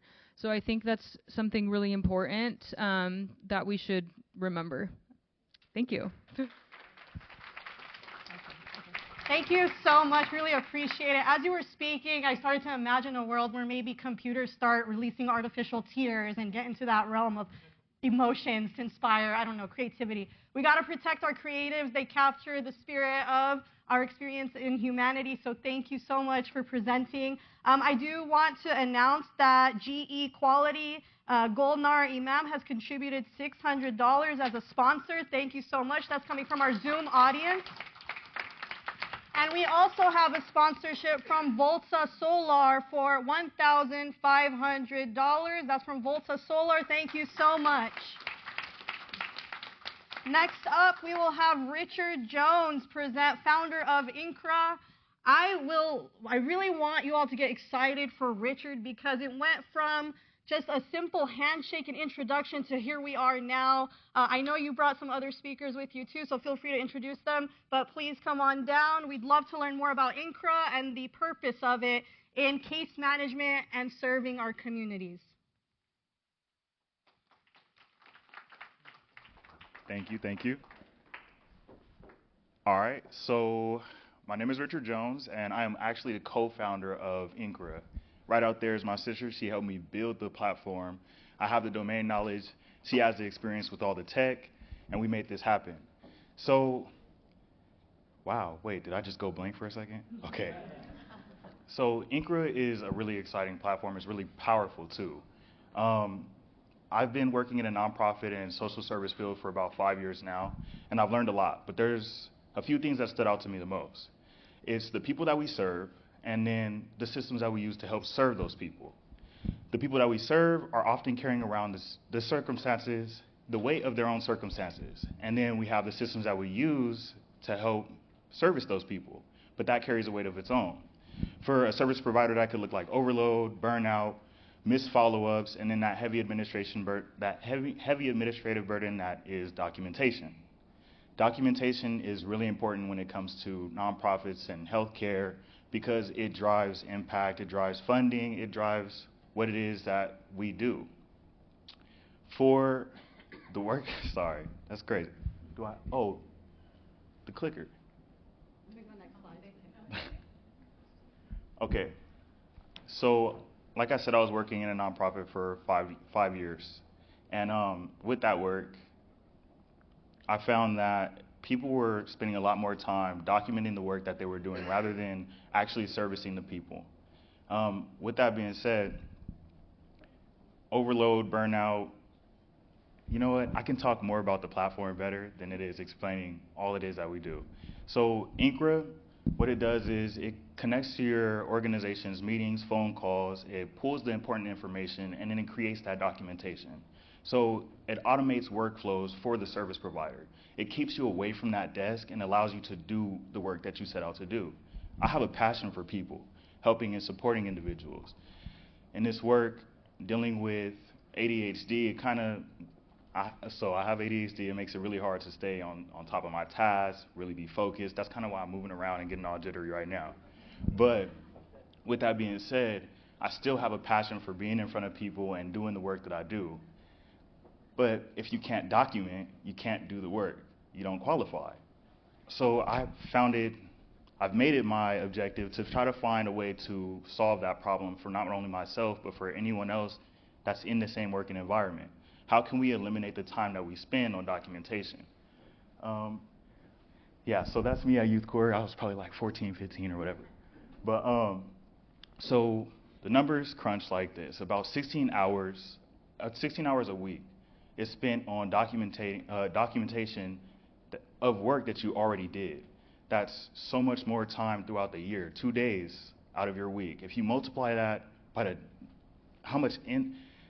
you don't even know how much impact you can have in your community. If you're spending 2 more days with an individual, learning their story, learning their circumstances, going out into the community, being boots on the ground, finding resources for that individual, it can make so much more change.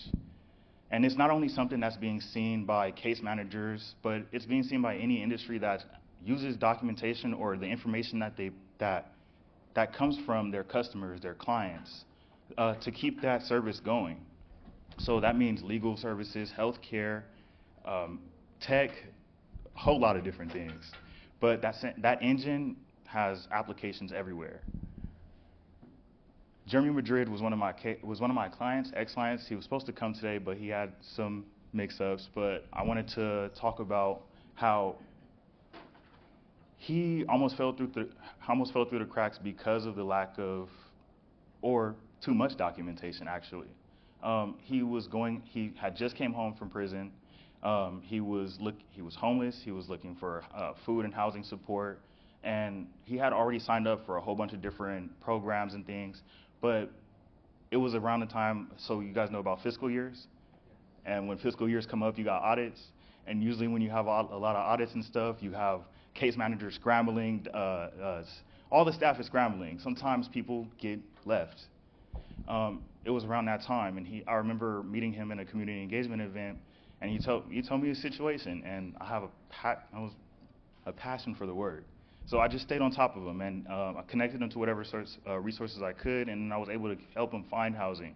But what was crazy was I stayed in contact with him, and he told me the second day he moved in, one of the housing resources hit him up and said, "Man, I'm sorry, it's just been really backed up. Documentation audits and all those things are coming up."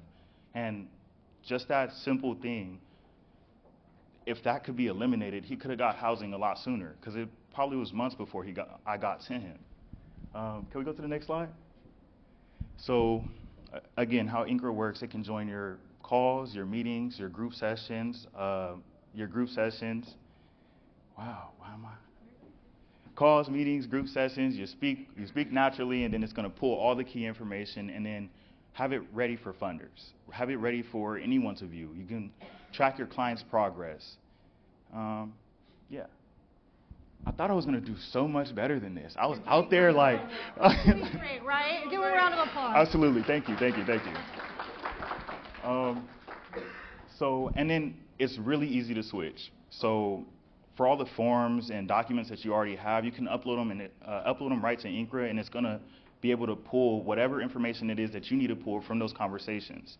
And then if you're already using softwares like Salesforce, HMIS, other services that are being used, there's API integrations where you can export and have that information already ready for you in a new system that makes it that much easier for you to do your work. And again, well, someone said it before, well, we said it a couple of times, we're trying to make sure we're not using AI to remove people from the workplace, but using AI to help people work in their workplace. So that human touch is still needed. You still need to get out there. You still need to find the people that need that support. And that's where our case managers and administrative staff and all of those people come in. But now we can impact so many more people using INCRA. Next slide. Oh, yes, the source of truth. No other slide? And these are all the things. So we started with nonprofits because that was where I had that domain knowledge. And then we realized how many other places that it could actually fit. So like legal, government, healthcare, and especially for healthcare, for medical billing. And there's a new law that came out for nonprofits that allows them to hire CHWs and peer support specialists so that when they provide services to individuals, they can also keep that service going by billing through Medi-Cal. And this is something that we're automating with INCRA. You provide the service, that service is analyzed, and then those billing codes are being used to automate that billing process. And we've already started a pilot with family assistance. They have one of the biggest budgets in San Bernardino County. It was really, it was really great to have the support that I've had from them. And we're looking to find other people to help us build this out so it can work the best it can for any other industry. And you can join our pilot. I think, I have my business cards out there, I have my flyers out there, and we're here right here so we can get signups. We can start a pilot. Thank you so much. Thank you so much. Richard is also a participant of ours, and that's the kind of support that we do give, is to ensure that their ideas and their innovations take life and become a tangible reality. I do want to thank Candy Rafta for her contribution, her family's contribution of $1,500 as a sponsor. Thank you so much for that. Okay, sure. Okay, Next we have our co-founder and president, Shireen Zarkesh. Do we have the slide? I think I need Ava here with me.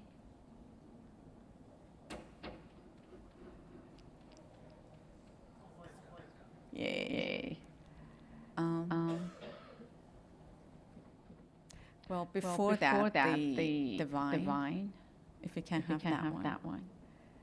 So I'm just going to give you a very quick rundown of the professional opportunity development. It's sort of an 8-step process. As you see, it's as if they're in sequence, and they hardly ever are in sequence. Oftentimes, there are overlapping or happening at different times. So we start with admission and orientation. One of our biggest focuses to make sure that they qualify in terms of mindset, to having a good mindset and wanting to help themselves. And of course, they have to have financial need. Going into discovery, that's a pretty extensive process that we have through assessments to understand the totality of the circumstances with each and every path seekers. Based on which, understanding them, then we can develop a very customized career path for them from A to Z. Now we will have one of our partners who's developed a program for that using AI to facilitate making it a lot more scalable and also more effective. We will have that next. The next step is making sure that they have the basic skills and are ready for the job market. And that's where we have Sindara coming in. And let me introducing Sindara then. So we're really happy to introduce Sindara. And what it is, it's an open source AI training platform. So it's AI native and basically allows AI to create courses for any topic you can think of. Let's say I want to teach someone how to use AI in healthcare. And Sindara will basically what it does is that first off, it'll build a course for AI in healthcare. It will create slides, it will create hands-on tasks for you to try out what you've learned in these slides. It'll create speaker notes that will actually later on be like played out loud over these slides as if you were in a lecture. And then the second step that it does is that it also has an AI tutor that's teaching these slides. So this includes two parts. It's going to be first off, the speaker notes that are going to be played aloud by an AI voice. And the second part is when you have a question, you can always just ask the AI. Like recently, whenever I have an issue or something like that, the first thing I go to, AI, ChatGPT, Claude, etc. That's the first place I go to. I don't even go to Google anymore. And I'm sure many of you are the same. So basically, what the person who's learning can do is they can ask AI directly in this platform. And the third thing that I think the most important thing that this platform Sandara has is a method of measurement. And measurement is really important to us because it shows the impact of what this course is doing. Is the course actually better than a course that's created without AI? Is it actually effective at teaching the students like what to do? And we do that through a few stages of measurement. The first one would be a pre-release measurement of checking is everything in the presentations, everything in the resources is accurate. So we'll send it through a round of web searching through AI to check is every single fact here true and not something that AI just made up because AI often does get things wrong, of course.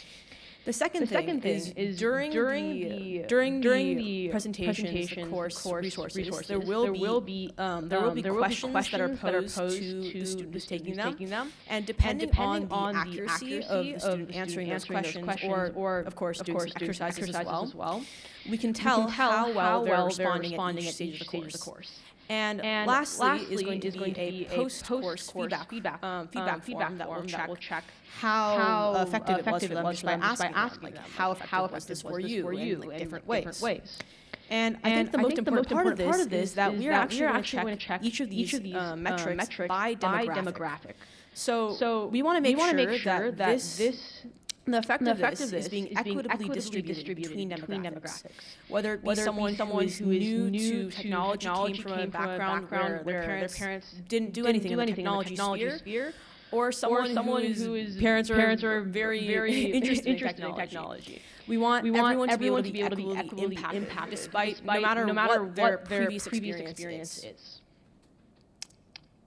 Click it.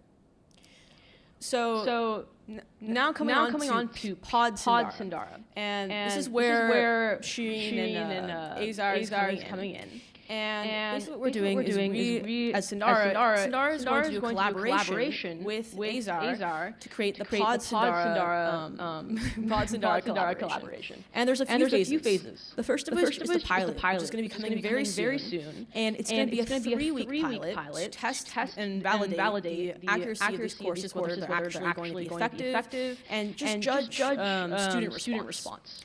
Next, we're going to go into a phase of more of longer development and testing of the Sandara platform. And this will be in multiple phases. The first of which is just going to be foundations of whatever topic we're going into, and having a course on the foundations of it. And then the next will include actually having at employer sites going to have specific to the employer courses for that company or job. So let's say your employer is X Inc. And they make tech for heart pumps. Then maybe the course might be on how to use the heart pump, how to utilize AI to write reports on how well the heart's working, etc. So these will be specific to the job that's going on. And then the last stage is going to be deploying and graduating the students after they've completely understood, and we will also put in the measurement phase after this as well.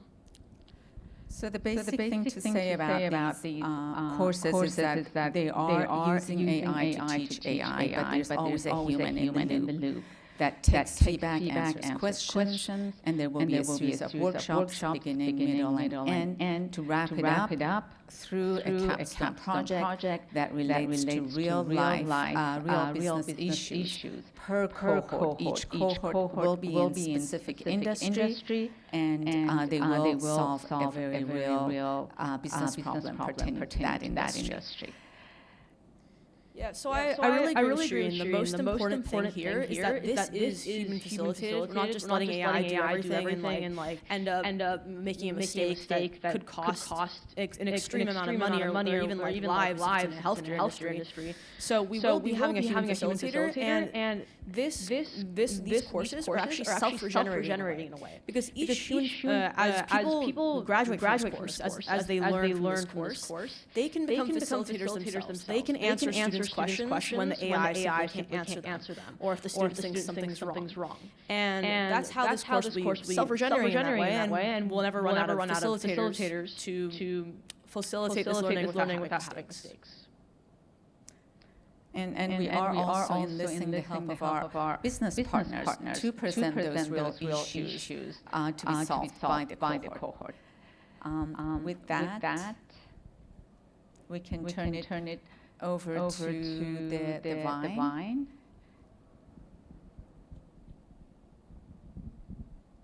And just so thank you, Ava.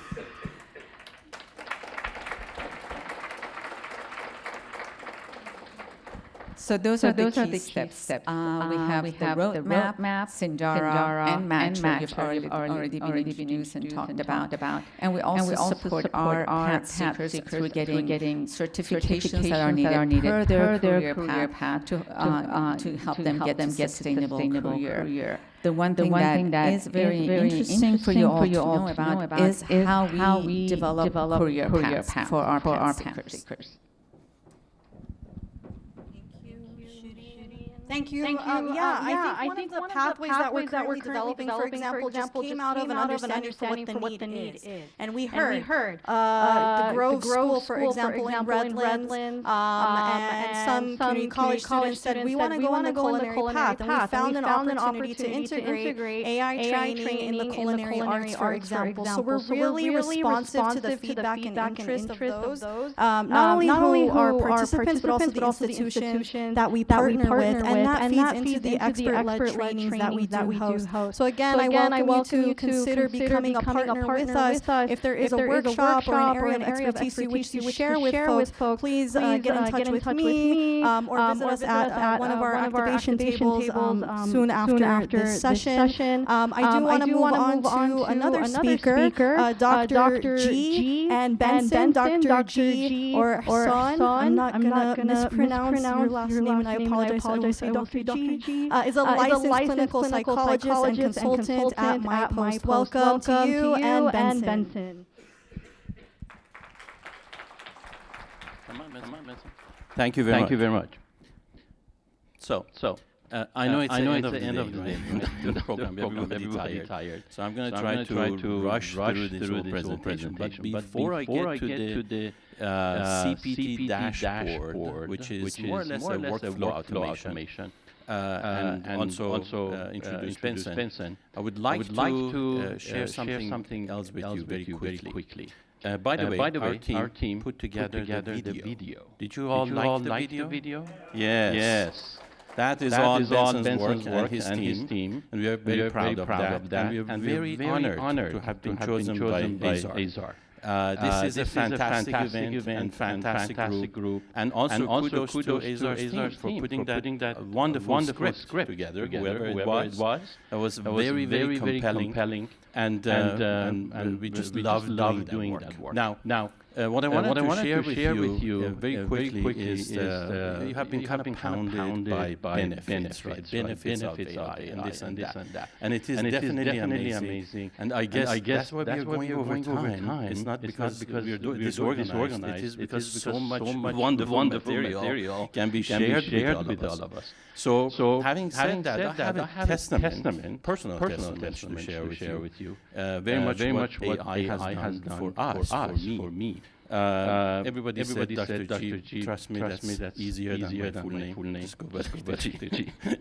I'm a system engineer, behavioral analyst, and psychologist, clinical psychologist. So the testimony I want to share with you is that over the past 14 years, I founded a nonprofit organization, a mental health community service provider, and we have been training more than 110 therapists and psychologists. It took us 14 years really to just bring up one company. Compared to that, over the past 3 years, I have put together five other companies, new companies, and hired 85 more people to work at these different organizations. And that is thanks to AI.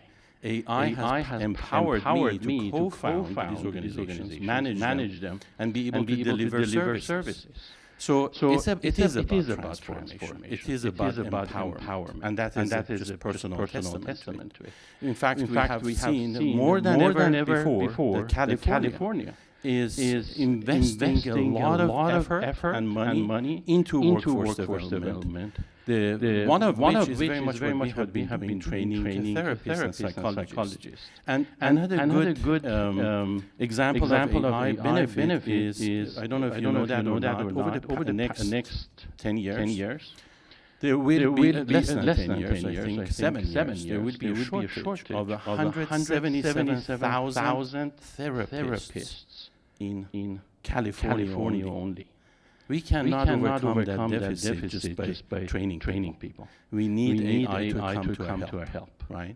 In order to provide these services, especially to rural communities. So we really have to embrace. Everybody said that. Everybody has been talking about get involved on the sideline. In fact, I want to just quickly address that lady's question about fear of failure. Something I can share, that's close to my heart. I want to share that with you as a clinical psychologist, which is learning only comes through failure. Learning does not come through success. Success is just a repetition of what you're good at. Rote repetition doesn't create learning. Learning only comes through failure. In fact, there's a mantra in the startup world. They say fail faster. Because through every single failure, you're learning. So embrace that rather than fearing failure. The sooner you embrace the failure, the faster you become the master of the situation. So having said that, we're very proud to have put together this pod CBT dashboard. And the idea behind this, if you can go to the next slide, is that the biggest problem to solve was for really just solve for time saving, because you can imagine that when candidates have to come for job interviews, and there is this wonderful team that is interviewing them, analyzing their work, helping them put their resumes together, matching them against job descriptions, etc. There's tons of work involved, tons of manual work. They have to go through hours of mundane work, literally repetitive work. And it's very, to some extent, just excruciatingly painful. So we wanted to solve that. So the idea was, how can we do that using AI technology? So part of it is just basic software technology. We have put together a couple of dashboards. If we can go to the next slide, please. One for the students that simply accelerates the application process. If you think about it, rather than the student having to go back and forth using different technologies, or even the time that it takes to put the resume together, take some personality tests, learning about their own weaknesses and strengths, and kind of implementing that and matching it to the job opportunities. We have created a dashboard to accelerate that process. And then on the administrative side, there's equally a workflow that helps administration kind of analyze through this whole thing and save time. So instead of spending their time reading so much information and being able to just match this information, they can rely on AI to accelerate this process. Can we go to the next slide? Now the core pillar to that is agentic information parsing. And bottom line, what this means is that we try to rely on an intelligent agent to help with that information management, information parsing, and kind of almost like do independent decision making when it comes to that. Next slide, please. Now, certainly you get all kinds of great analytics out of that. Can basically inform not only management and the administrative staff, but also their partners. What is happening? How is the growth occurring? How are the students going through that type of path? So these analytics metrics can be very helpful for both of those groups. Next slide, please. Now, this is the part I would like Benson to explain here. This is the most beautiful part of it, I would say. We are engaging the AI in three different ways, and I think Benson can explain that very well.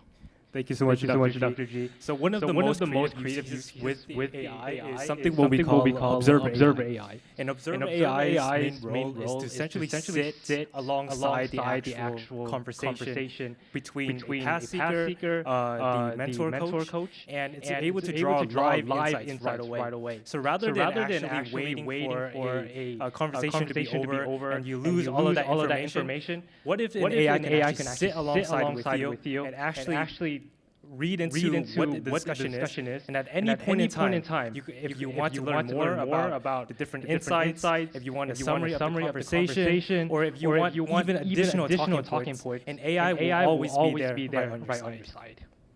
Next slide, please. One of the other cool features that we implemented on this dashboard is the AI Career Advisor. Now, the Career Advisor is essentially a 24/7 career coach accessible for every path seeker. Now, I'm sure everyone here has used ChatGPT, and of course, ChatGPT's responses are very bland. They're very general. And the reason behind that is because it doesn't know anything about you unless you give it to them. Now, the thing is the idea of putting your information out there, like my resume, my LinkedIn, putting all of that to ChatGPT server. I don't know where that information is going, and I don't really feel comfortable about that. So what if the dashboard itself here is using a proprietary LLM in a secure database where this LLM is trained on everything I know it knows about me. So I have a reassurance knowing hey, all my information is safe with AyZar and its respective parties, but I also get to leverage the power of AI so that it can help me answer whatever I need to in my career. So for example, I can ask things like what are some notable features in my industry. So the cool thing here is that it already has context about like who I am as a person. As an individual in AI and automation, it knows that hey, let me do live research on your behalf and give you all that information within a click of a button. Next slide, please. And the most impressive feature for this dashboard is a mock interview avatar. Now, what if you have an interview coming up and you really need that practice? We trained a live avatar that you can actually speak to, and which it will give you interviewing practice. So this AI would be capable of doing behavioral questions, things such as asking questions using the STAR method, for example. But because AI already has the existing knowledge of different industries across the world, it can really hone in on the technical level. So for example, as an individual who's doing more development work, you can ask it questions about, it could give you questions about more technical stuff like Java or SQL, things of that nature. And it's much more dynamic than you would compare to the other services on the market. Next slide, please. So do you want to do this one, Dr. Well, I sort of just want to speak to pretty much everyone in the room. And I feel like this dashboard is essentially a tool that will help everybody sitting in here, right? For the past speakers in the back, it's essentially faster skill upscaling, right? As a student who has I just graduated a couple months ago, and I know essentially how slow, how tedious the schooling process can be. And I wish I had something like this on my side. So essentially speaking, past speakers will get that structure, the support and preparation they need to take that next step. Something that I wish that I had. For the actual AyZar team in front of us here, it's about spending less time on the logistics and more time on the conversation. Because that's where the value is. The actual conversations between past speakers and the actual career coach.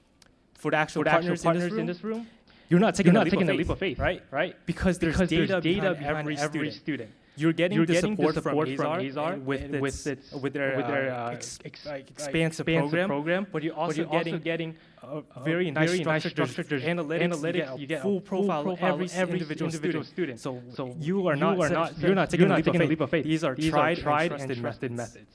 And then for the board members who are here with us today, you're able to scale that mission without scaling the overhead. So you get to essentially deliver and reach out to your network point. I think that's it, right? Oh. I will be actually doing a demo presentation on the booth outside. So if you want to ever learn more about it, I'll definitely go into detail about the different AI agents. I am like an AI automation specialist, AI engineer, project manager. So this is stuff right up my alley. I'm really excited to talk about it. And as you can see, I'm really giddy about it right now. But if you want to ever chat, I'm just right outside. Thank you so much. Thank you so much. Thank you to all of our speakers and our presenters. We just wanted to showcase to you in action what our ecosystem of equity is, and it's partners like those who came up and presented, who give and enrich our community and experience of our participants. And I do want to thank you all for being here because formally by attending, you are a part of that ecosystem of equity. And I want to give you a round of applause for believing in us and believing in our mission. As you consider ways to partner with us or how to participate or maybe some ideas are popping up in your head, I do invite you now to visit our booth. And they're basically a live demonstration of that vibe process. At the very corner over here, you'll see me. I want to see all of you activate in some way. Become a partner, become a sponsor, become a participant. And if you don't know yet, let's have a conversation and get the ball rolling on what it is we can do to widen this ecosystem of equity and to reach more people and to make such a huge difference in everyone's lives. Thank you once again. Please join us out here for conversation and mingling, as well as more of an exploration of the different participants and presenters that we just had. Thank you, everyone.